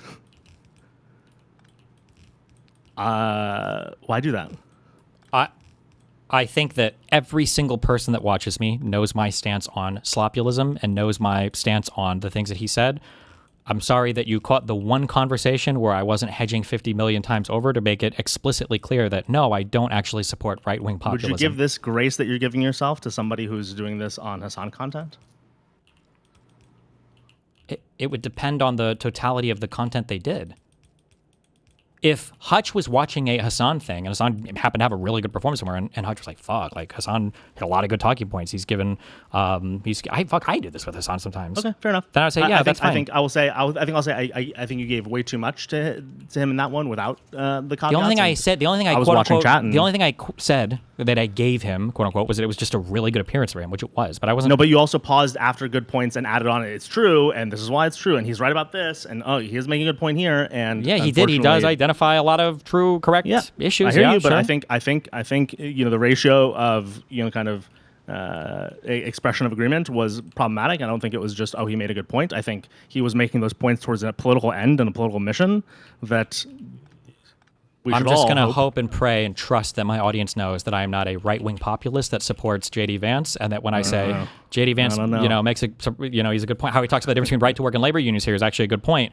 I hope that my audience will think, oh, wow, Destiny became a right-wing populist. I'm going to hope that they don't believe that, but anything's possible. Okay, so what are your problems with Mamdani? I just think we need stronger pushback against. Wait, that's it? You're moving on? Yep. Yeah, he knows I'm right. That's fine. What? No, you can't just say he knows that you're right. He's expressing it on a spectrum. I can't fight a spectrum fight. I think that on a spectrum, yes, you can say that someone has a good point every once in a while. That conversation, he did it for like an hour of a Joe Rogan conversation. Well, what part was I wrong about? That's absurd. Huh? What was I wrong about? You weren't wrong about anything. The problem is all of the things he says are bullshit, and he has expressed. What do you mean all the things he says are bullshit? I don't know if anything he says is bullshit. His prescriptions are fucking retarded. But I mean, he's a right-wing populist. The way that he represents those issues is devious and is part of his political mission. And so just affirming that he has the facts right without pointing out that actually all of his political mission, again, in a similar way that you'd say it's someone doing this with Hasan, you can't it's your responsibility. We have to have responsibility in the media. We have responsibility. We have to hold people to standards, blah, blah, blah, blah, blah. You did not do that in that conversation. You laundered his views. And for someone who catches a portion of your stream or who is dumber or whatever, they're going to go like, oh, wow, maybe this J.D. Vance guy does get it. And if he's right about these issues and identifies them, maybe later on, if it's him versus someone else, I'm going to vote for him because he does understand these issues. When you could have said, by the way, he said this thing on Iran. Let's look at what he did on Iran. He said this thing about people's paychecks. Let's look at what tax bill they passed. He's part of this admin. He has literally been Trump's fixer for a lot of these issues. And so I think you laundered way too many of those views without pointing out what he's actively doing, and therefore the deviousness of what he was saying on the podcast. Okay, I understand what you're saying. I don't think I needed to point those out to my audience. I think my audience knows pretty well at this point that I'm not right-wing and I don't support right-wing populism. And I don't even know if I would even agree directionally with a lot of your criticisms. But maybe That's a separate conversation. I feel like About Vance? yes, because you're laughing, but a lot of even the examples that you're bringing up are things that Vance is explicitly distancing himself from. I think the Iran thing will be one of the. I think Because it was one of of his the political project. That's Yes. actually my point, right? And so Yes. even you thinking the Iran thing, you're not realizing the chess game that he is playing, because he is exactly what I'm saying he is. He is planning. These people, the group that he's a part of, the tech oligarchs, are very good at long-term games. If you think that there are pure representations there, no. They're representations that are aware of what the next election is going to be about. So insofar as he's distancing, it's not because what's good in his heart, and we know that because he doesn't do anything that he said was in his heart. He's written a book that he's gone opposite to. He has a wife that he acts in opposition to. He doesn't act on his heart. He acts on a political game. And so you saying that, oh, he's even backing away from the Iran thing is further laundering and not realizing the political mission that he's on. Okay. I mean, I just. And by the way, I fully disagree, but okay. I'm further with you on Hasan on this than I was a few months ago. And so this is just me kind of reflecting to you a little bit of what you're saying there. I think needs to be very cautious about a guy that's gaining a lot of popularity. Tucker Carlson is starting to talk about him a I think lot that was as the next candidate. was the entire fucking point of my coverage of that was that a guy who was a fucking loser jerk who had all of the charisma of Ron DeSantis like 2 years ago just had an insanely likable appearance on the Joe Rogan show, and it's really scary how much he's distancing himself from all the crazy shit his administration. That was the entire point of me watching it, and I'm pretty sure that anybody watching me watch it would have understood that because I think I said that My like a million recommendation times. is make that more legible. Okay. So. No, I won't. I don't think I need to. I think I have the bona fides at this point to say that I don't have to say Trump bad every single time I mention something. Given how though I think you're I'm like okay at the on that. I think same I'm okay on time, that. I think and I'm okay I'm on going that. to point this out. I mean this, and He's going to try to tie this to the college Dems. It's going to be the funniest fail in the world. Go for it. Well, it's not about college Dems except tangentially, which is like I think at the same time that you're doing a lot of the pro-liberal work that you're doing, a lot of the work is anti-left, and so a lot of these messages are going to be mixed in ways that you don't control, and it's not your responsibility or obligation. But insofar as you have a political project, I do think that mixing of messages is something to be aware of, conscious of, maybe more than you would typically be or want to be. Thank you. I'm super conscious of it. I've been doing this for 10 years. I don't think anybody watching my stream came away thinking like, damn, I guess Destiny really likes JD Vance. Fair enough. Cool. Just wanted to put those 2 cents in. So Lucas, should I go further or should I go to Mamdani? Well, I mean, Wait, let me use this seems real like quick. you- Hold on one sec. I just What do you think don't about the like when college people Dems thing? Lucas? I think Steve can use his platform however he wants. If he doesn't want to fucking What would you put the want him college to Dems out do there. for the political Well, no, project? not however he wants. So I could support Nazis? Obviously, I wouldn't want to do that. I'll be right back. Well, you're Vice dear leader will support whatever dear leader does. you can use your platform however you want. That's a fact. Yeah, what would you want, as someone who supports him and his political project?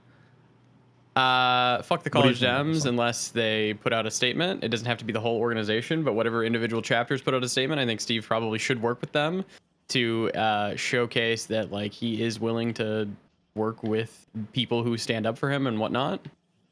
Do you think like an individual chapter has a lot of awareness and again, I'm not trying to abuse this word, but legibility insofar as like they understand that fight and what happened versus. Well, if they don't, then they should look into it, huh?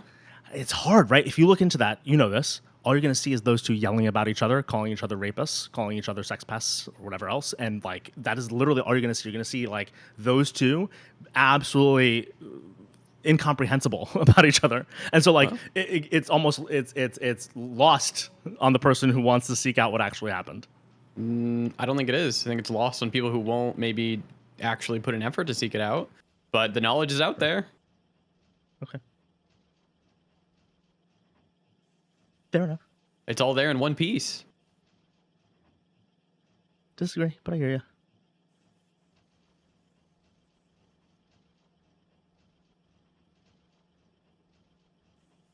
Making any Legos? I'm playing Lego Star Wars right now, the Skywalker Saga. Oh, fun. It's There might be Lego some Star people that Wars disagree with is this as like a matter of strategy, but in the past, because I'm so humble and so aware of other people's limitations in their media environments or whatever, I have been super, super, super reluctant to push people to support me. I'm almost always okay either getting thrown Yeah, under the I think bus. it's a great value of yours. Yeah. I think has been catastrophic for my career. I think that I should have stood way harder on forcing people to take Wait, stronger who are you affirmative talking positions. about? anybody, content creators, media people, any like maybe even political people. I agree on content creators. Do you think political people? I think that the political people is actually smart. It depends. I don't know about political people, but definitely content creators. But Content creators, yeah, 100%. Okay. Well, I think that's been a thing that I haven't done in the past. Now, I don't know if this was the reason, and I wouldn't expect him to admit it if it was, but I know of at least a couple people that were emailing Pacman about the stuff that happened, and Pacman, for the first Who? time, who asked? Like other content No, creators? no, just like friends and fans. Oh, okay.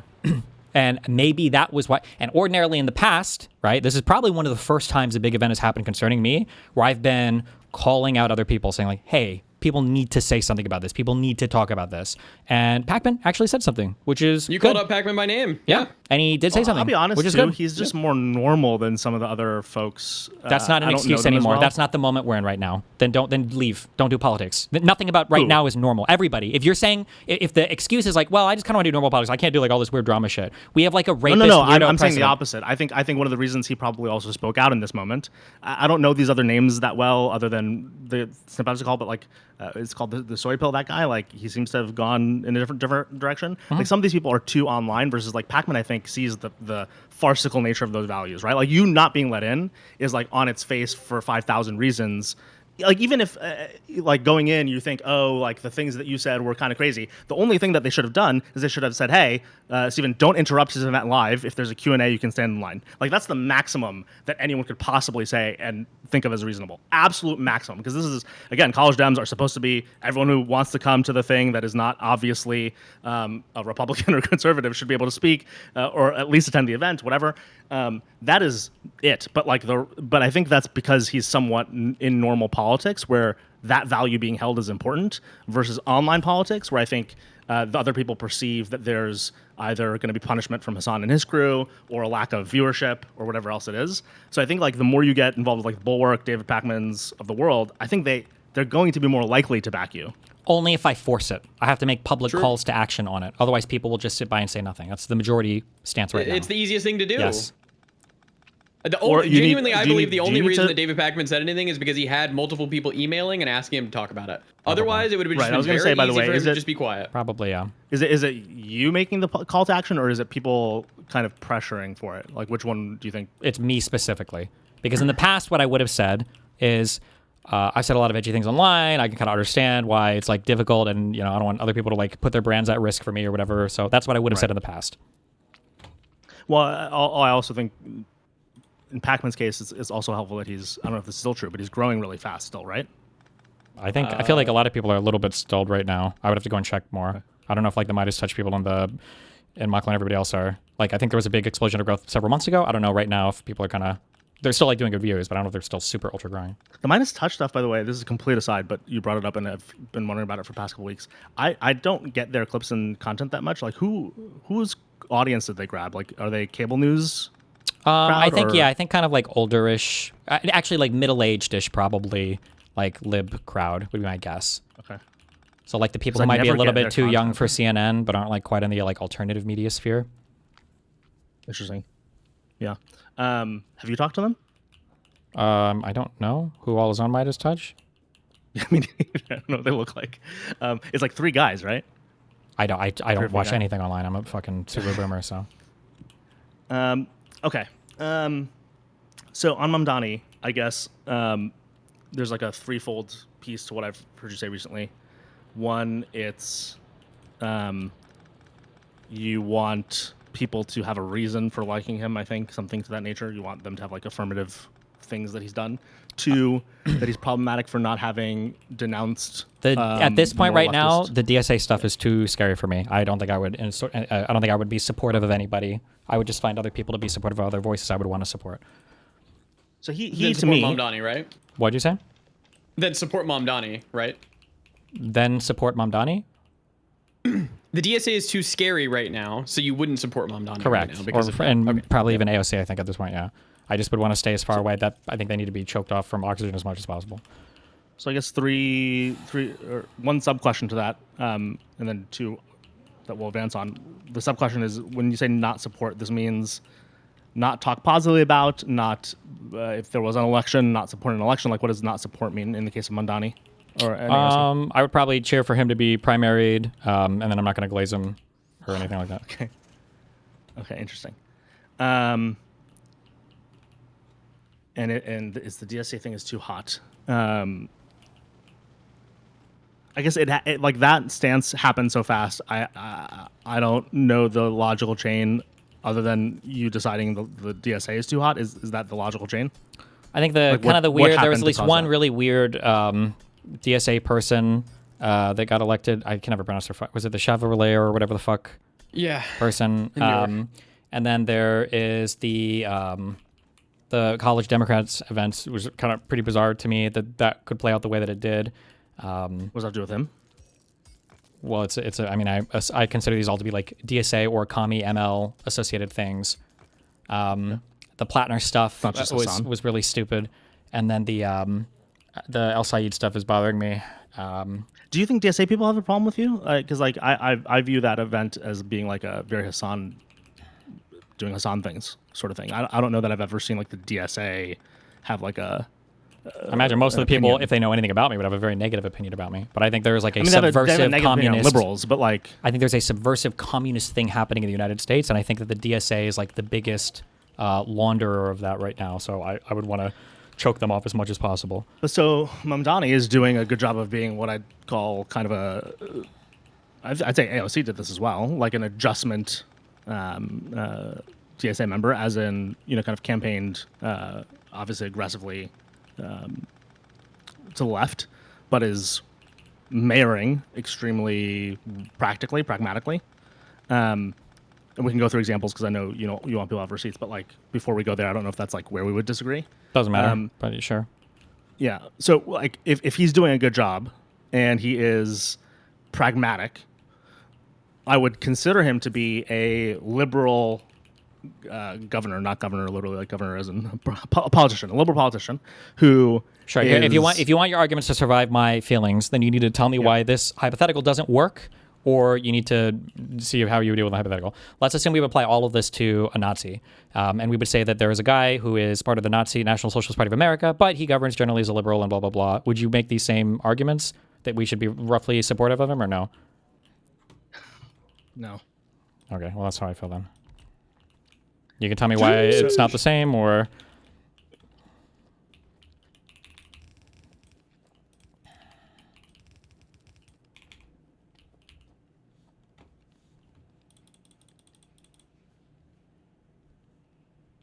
Wait, did my internet die? Hello? No, you're I'm, good. I'm like, it feels obvious to me that it's not the same, so I'm trying to like not just blurt out. Yeah, because you're the first probably thoughts, not 'cause as far away from the radical ML types as... You say that. What other than Israel Palestine? What topic do you think I'm not that far away from them on? I don't know, command economy related stuff. Name Maybe... one command economy thing that you think that I am closer to DSA than a whatever. You're dodging the question now. I don't know, Mike. How about things like rent control? I'd hate rent control. I literally, you can probably find tweets about me How talking about public housing? Rent control. Right for all, decommodification of housing. None of those things. How do you feel about like abolish the police or abolish prisons? I do not support abolish the police or abolish prisons. Didn't I tell you that I almost voted for Cuomo until I got negatively polarized that weekend because I disagree with Mamdani's politics? Then I'm This is a story wrong, told and I you. don't know why you don't think these people are a concern. Then, and you'll have to tell me why. Well, one of the reasons, and again, I'm trying to think through. So let me just give this one thing, and then Wait, hold on. Firstly, do you agree that what I just said, these are all like kind of pretty open parts of the DSA platform? I think two things, and one of them we've talked about. One of them. Okay, hold on. We're gonna do a thing. When I ask a question, you have to answer yes or no, and then you can explain afterwards. But you have to answer the question, and then. But you have to let or me no? explain afterwards. Yeah, fair? I'm not. Why would I ever cut somebody off just because they say yes or no? I've never done it. Just answer the question and then explain afterwards. That's fine. Yeah. Say it again then. Do you recognize the things that I just said are like open parts of the, like they just publish like a DSA policy platform? I'm pretty sure these things are like open parts of the DSA platform.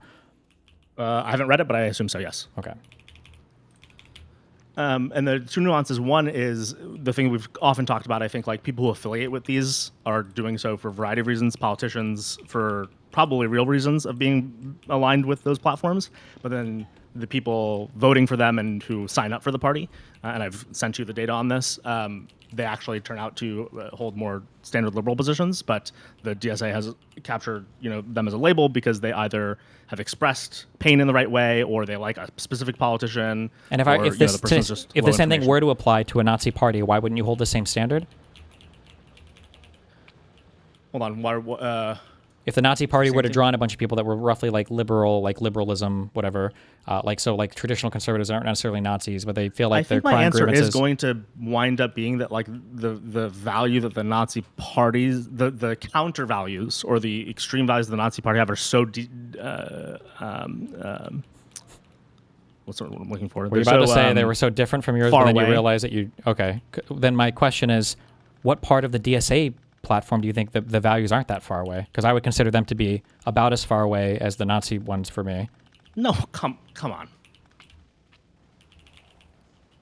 You think rent control is as far away as Nazi values? For the subversive elements of the DSA, yes. If you're talking Right, about but like, again, if you're talking the about, question if is you're talking who about, are the subversive parts versus the reasonable parts? well, the question is do the reasonable parts try to push away the subversive parts? And I don't see that ever happening. If that was happening, I'd feel differently about maybe it. that's the conversation. Yeah. So, but by the way, so like I'm in New York. A lot of my friends call themselves DSA or are more Bernie, whatever. Like when I debate rent control with them, they're not coming at it from like I foundationally believe, like they're people in normal jobs. They don't come out with a foundational theory of housing. They come out with like we need to do something about the pain that either Yeah, they sure. feel And I or agree with they that. think other people are feeling. Yeah, that's fine. Yeah. But like when I say like I'm worried about like their stance on rent control, I don't care about rent control. Like even a normal liberal can have a pro rent control. I think it's dumb, but there's like room for that in my political ideology. What I'm thinking of is the people who are obsessed with the concept of the decommodification of anything that they consider to be some human right to life, in which case it also calls for the abolition of all capital related to that particular thing, and all of it should be provided by government public housing or whatever. Like that's the big belief that's powering the DSA's rent control thing. It's not just rent control, because I think that price controls can be an effective means of helping some people. It's because I think the commodification of what should be a basic human necessity is evil. Yeah, I guess. Do you think? I don't want to use Mamdani specifically, but he might be the only like useful, in practice version of this. But like he is implementing both rent control or rent freeze on already public housing. Whatever you're going to talk about for already, Mamdani's policies, I haven't seen anything from Mamdani's policies that I think are super problematic. So it's not going to be That the are policy level. It's just that he's courting and representing the rest of the DSA, and the entire DSA wants to like ride off of his But success. he's also said the opposite, right? He said he's open to like more conservative politicians in more conservative areas, right? So he's said big tent. He hasn't said That's fine, but if need your big DSA tent everywhere. includes, like if I have a big tent of cells in my brain, and some of those are fucking glioblastoma or whatever the fuck is a malignant cancer cell, it doesn't matter. That's a big tent. The right, but okay, you use rent subversive control as an elements are example, gonna- and I might not be aware of some of the extremes here, but like the DSA list, the laundry list that you and I could go through, I would say none of those are close to being equivalently far away from our values as a Nazi party would be. I think most of them are extreme versions and probably low information versions of the same kind of policy issues we would take, but they have problematic prescriptions. I Like, even, disagree. the grocery- I think that because it's a different thing in kind when it gets to a certain level. It's not just a more extreme version. There's a thing I push I agree against with a you on a lot. certain level, by the way. Hold on, just to be clear. Like people would take that all the way. I agree with you, but I don't know who those people are. I mean, there are people like Hasan Piker. There are people like the one lady, the crazy lady or whatever. I can Let me clarify. I don't know that I see them as such a lot. Like there are liberals who I disagree with a lot. I don't think that they're a huge voice. Maybe not even in the broader DSA movement yet, but they are a big voice in their media movement. And nobody in the Liberal Party even seems to be able to push back against it at all. So I But is seriously Mamdani doubt. supposed to speak out about that? Oh my god, no, I guess not. I don't feel, because it's like the prescription. It's the parent adult or the adult child for every single person that's not me. It's like, can Mamdani do anything? Can the person who's not you speak out against anything? Can anybody at all mayor- do anything? wait, hold Is on. the guy who considers himself to be There the are head, reasonable- is the guy who considers to be the most popular DSA person in the country, share any responsibility for the direction of the party? I guess in your world, no, because his name isn't Stephen Bunnell II. But in my world, I would say, yeah, if you're the head of that like political movement, it probably behooves you to make statements guiding that movement in certain directions and to do everything you can to Give me an keep at example of a bay. statement that he would make, let's say next week, that would be reasonable for the mayor of New York to make that would get at what you're talking about? I don't know anything pushing against or disavowing the more radical elements of the party or what whatever. would that look like? I don't know what it would look like. I guess I would have to think more specifically. But whatever I would think of, it would be less radical than, for whatever fucking reason, him making statements about wanting to arrest Netanyahu.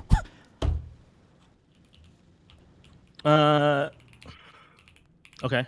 I still would like to know what it looked like, because the Netanyahu thing is a follow up from a campaign promise that he made.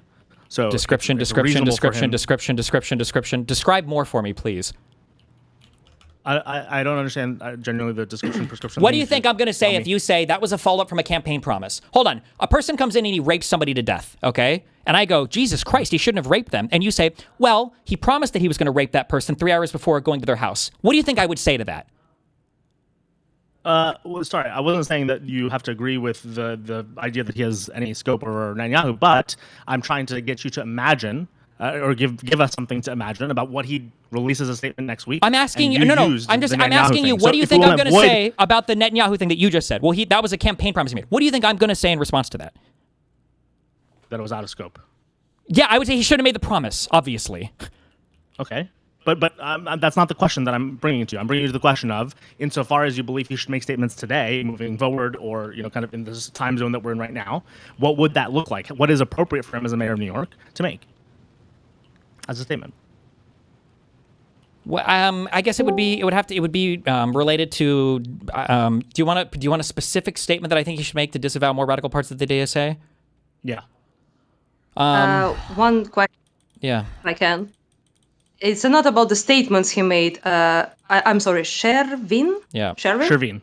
Yeah, that's all great. I mean, Bean, yeah, sorry. Is that the question to you, basically? Is he propelled and supported and endorsed at least two people? I think there are three. Dylan showed me the third person, but I think at least two of them are Stalinists that support the entire destruction of NATO, total, basically, isolation of United States from any effect of affecting any countries, basically removing all the bases from Europe, NATO, obviously, at the very least, and all other shit. But that's enough for me personally to bring up right now. Do you think him endorsing those people and essentially there came to power thanks to him because of his popularity and his political capital, and he's a very, very prominent person with a lot of power right now. So it was his endorsement that led him to let those people inside the the actual government body, right? So is that not enough? I'd say I don't know. And the reason I don't know is because a lot of the same things that were thrown at him were old. And so, by the way, you could tell me about this. So, for example, a lot of the statements he was trying to be held accountable to during his election were from when he was young. I do give a lot of room to people who are young. So if these NATO statements were from like 10 years ago that this person made, and they wouldn't say the same. It was modern. Yep. Okay. And then this is for local races, state races. What were they up for? I'm not an expert by any means of Ukraine, of how American Congress works. Obviously, I'm not gonna be pretend that for congressional races. I believe the Chevalier person, right, and the other woman, I forgot unfortunately her name. Federal National Congress. Yeah. That's I know absolutely nothing about. Actively talking about the demolishment of NATO. Yeah, she publicly spoke about it, and also about the one statement that people brought up was really old, was about race mixing. That was like, very old statement. She basically is against race mixing, typical lefty shit. But anyway, I'll admit, by the way, that I saw like some of these headlines, but the past month I've been kind of wacky. Yeah, that was old. So I'm not taking this. I'm surely she changed her mind. Yeah, I mean, I'm memeing. Of course she didn't, but she's not gonna say that publicly anymore. But that was old time. That was like 5-6 years or some shit ago. But and you can even read the DSA's official. A friend of mine sent me their actual publicly posted on their website, for example, their politics, considering NATO, considering foreign aid, considering things like, for example, even I think most of them are even against US aid. So they're like, it doesn't matter anymore. It has been cancelled by obviously Trump. So who cares at this point? But yeah, it's just that, just open up their platform, read their views up with that concern, for example, NATO, Europe, Ukraine involvement, Israel, obviously, that's a given. That they're against Yeah. any aid to Israel, defensive, offensive, doesn't matter. But that's a whole other subject. So yeah, those people are the people that he pushed actively into power. So what do we think? Do we think he agrees with those people? Like I give you 3 points. Point A, he agrees with those people. That's his political views. By the way, his wife is straight up I don't agree with you Stalinist. on his wife. I don't agree with you on his Uh, wife. So let's leave his wife anyway. out of this. I've done enough reading on the wife. I think attacking the wife is unreasonable. Let's not do it. Oh, okay. So he'll like in October 7th. Real quick. What do you mean when Let's you just say? avoid Wait, the wait. wife. Well, no, but I'm just curious. When you say unreasonable, do you think it's because people mischaracterize their views, or do you think because it's not fair to? Yeah. Okay. Mischaracterization. All right, just Yeah, curious. we can debate it. I just No, I no, think I'm just curious. I'm it's just maybe curious. useful to put aside. Yeah. Fine, let's put the wife out of this. Although I don't think that's reasonable, We but can come back. We whatever. can come back. Sorry, just to be clear. Again, what Steven just said is correct. I'm not opposed to debating the wife. I just think people mischaracterize the statements. So we should fuck do the that wife. second. We don't need to bring her into this conversation at all. Like, maybe he has no agreements with his wife. Possible. But anyway, point is that I am memeing, obviously. Yeah. So anyway, point is that he let's not bring his personal life. His wife doesn't matter. Point is that either we have two options, right? Either he agrees with those people and they actually shares his views, but he wears a mask that cancels his views because he's politically savvy and he's smart enough not to go around screaming about Stalin, Mao, and proletarian revolution and decommodification and all of that shit that will make him highly unpopular.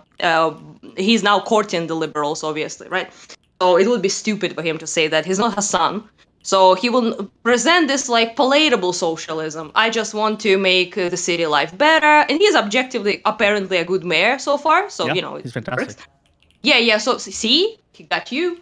So he's And with palatable. policies, I can tell you very specifically, and I'm happy to, about why. And by the way, again, I Just to be disagree clear, with he's rent control. okay. The I idea that disagree he's with done gross- some fantastically amazing job is not. We still have time to. Sorry, let me put it differently.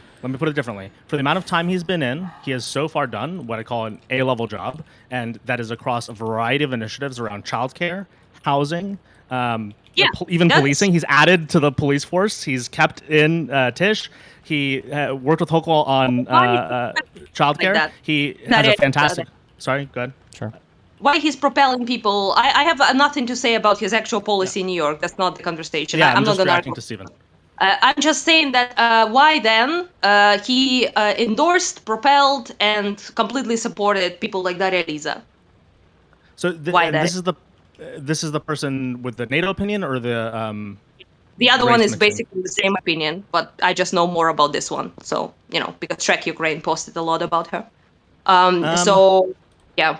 So why? I think probably two things. One, I don't think he disagrees probably with her as much as you and I would. So I think there's I don't know if it means though he would support literally what she believes, right? But probably it's closer. So I'll acknowledge there's probably closeness there.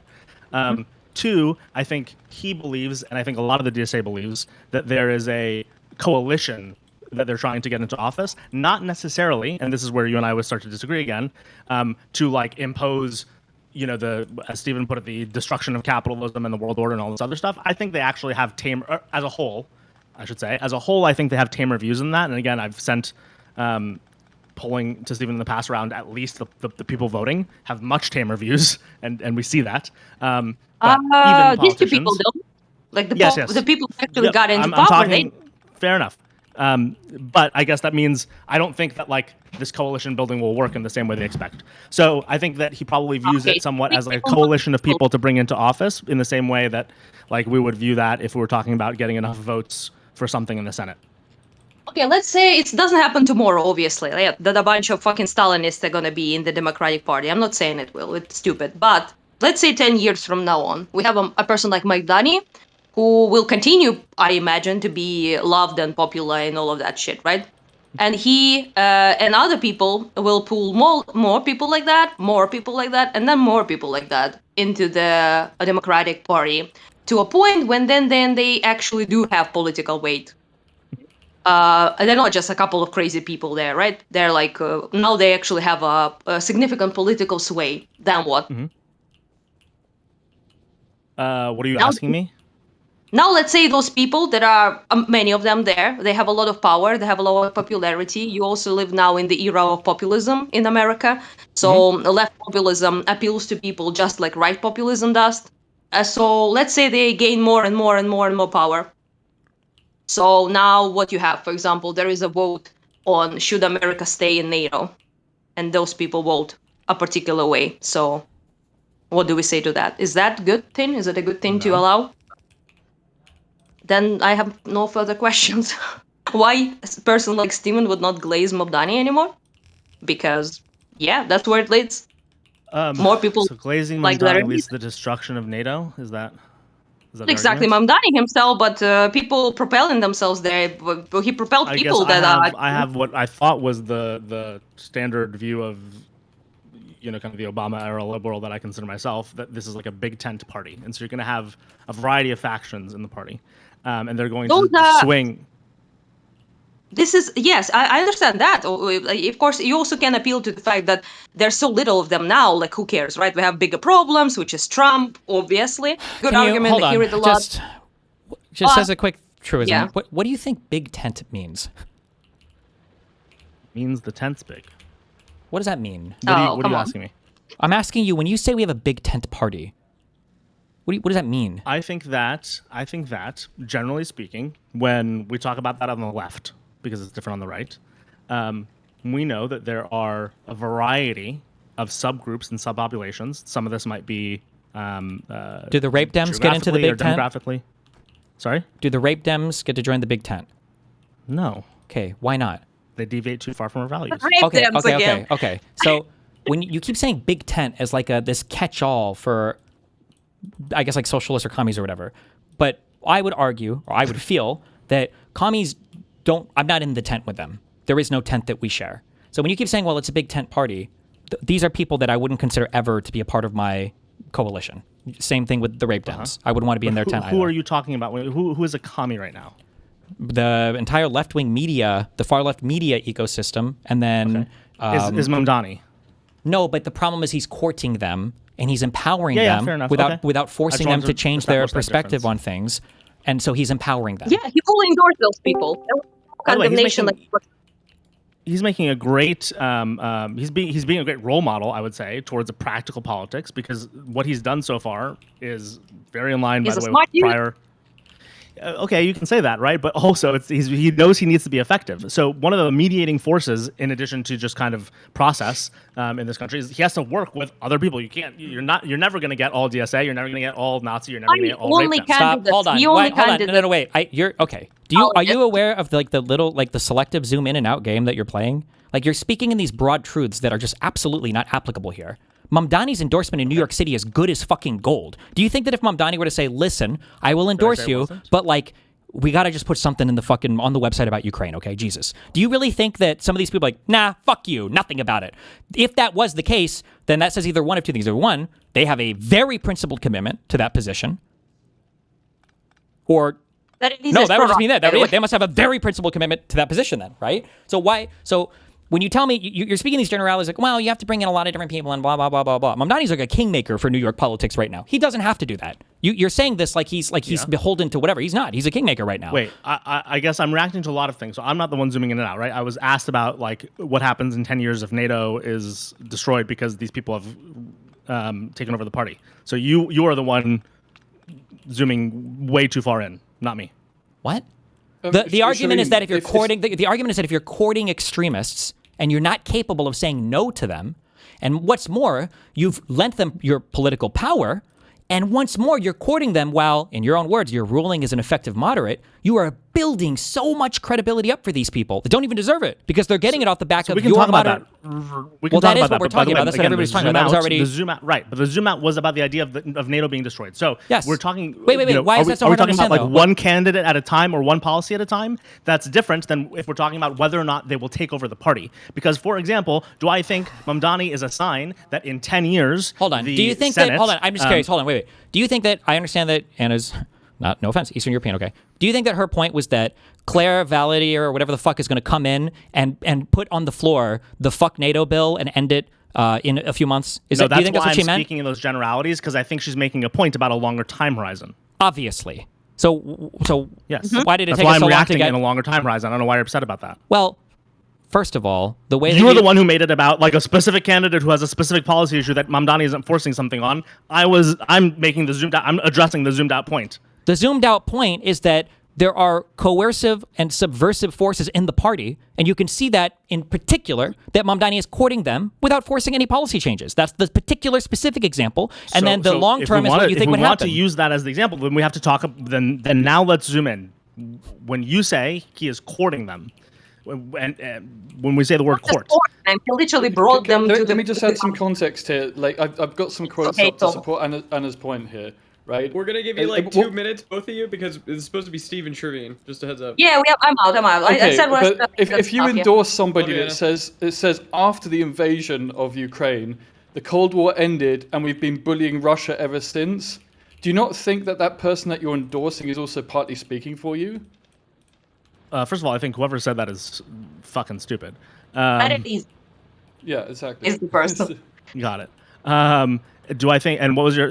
Do I think that they're speaking Well, by for you? Is that endorsing, the word yeah, you but used? if you endorse somebody with such a radical view, do you not think that radical view is kind of then something that you're supporting by endorsing that person?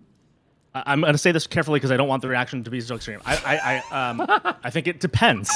Well, look, when I voted for Mamdani, hold on. When I started to talk publicly that I like Mamdani and that I was going to vote for him, in comparison to my alternatives, Steven, since you decided to laugh, do you think I was endorsing that I have all of his views? Yeah, but these are known views. Wait, hold on. Sorry, I want Steven to answer the question. Right? Just real quick. Can I just let me speed run this real quick?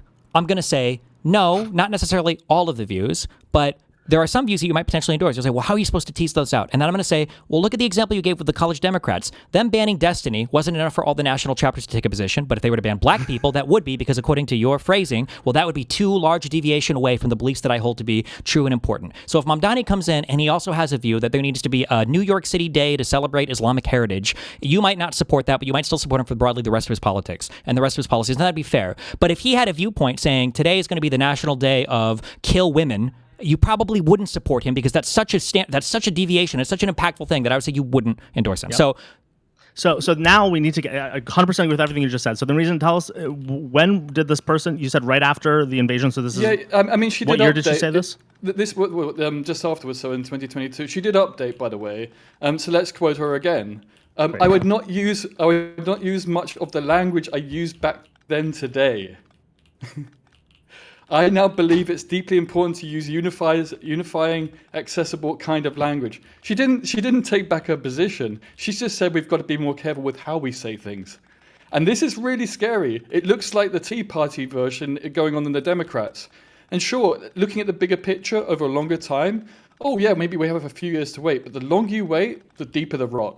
It's much easier to sort this out earlier on by recognizing it earlier on. I want to hold two things to be true here.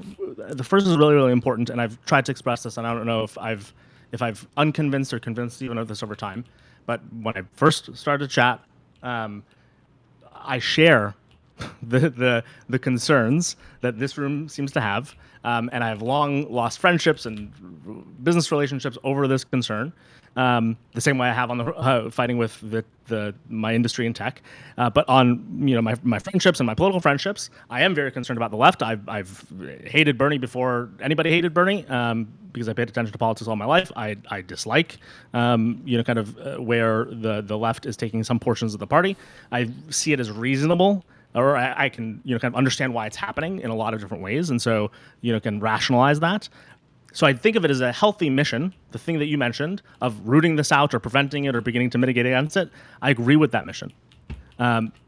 However, this is the second piece. I disagree that the way to do that is to just chomp at every bit against these individuals, because just like the right and just like the old versions of the left, there will be disparate parts of your party. And so part of what you have to do is have the big tent. And having the big tent means you're going to hold some people with some views, and you hope to contain them that you disagree with. So this person has two statements that I don't find, hold on, these two statements are not so extreme that I think, this is like the red line for me on Mamdani because he endorsed this woman. These two statements as a whole seem to me to be a version of she's an idiot, but she doesn't even have a fully formed opinion. That I like. Her opinion is just dumb. It's not even fully formed. They seem pretty concluded. She doesn't finish with a question, right? She finishes with a conclusion. And right, but it doesn't sound like she's making a lot of statements on it in general. She clearly wants the abolition of Mr. NATO. Riffs. We're gonna get this back to just them two. No, there is a clear difference between people wanting certain policies and being able to discuss policy, and there being an ideological bent that basically means your own political destruction. And that's what these people are after. I'm all for a broad church, or a broad tent, however you want to describe it, right? I mean, my politics is fairly left-wing sometimes, but on the ideological side of things, if the other person's not pluralistic and willing to listen to your position, you can't be in the same tent with them. I agree with that. Okay, but actually, this is one of the things about Mamdani that I think he's shown. And again, the endorsements is one thing. But if you look at his politics, he's working with a governor who they started off, kind of in a questionable place from the relationship perspective. He was working with a police commissioner where he started off in a questionable place. None of this matters. You're not pluralistic if you incorporate people that aren't pluralistic, no matter how many other types of people you have incorporated. Say that differently. You can't say this person is willing to work with a whole bunch of people if some of the people he's willing to work with have the life goal of eradicating every other aspect of the coalition you're building. That's not like a cute, clever cheat code in order to call yourself pluralistic. Eradicating every other part of the coalition. That's what she's after. He's back. I know that we perceive it that way. It's not perception. It's really clear. She's now speaking more carefully.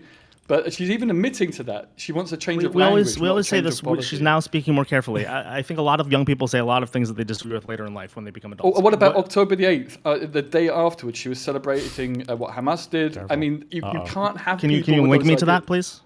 I will do after I'll jump off. But can I guess that it's going to be something where she expresses some solidarity for Palestinians and was not cheering for whatever happened on October 7th?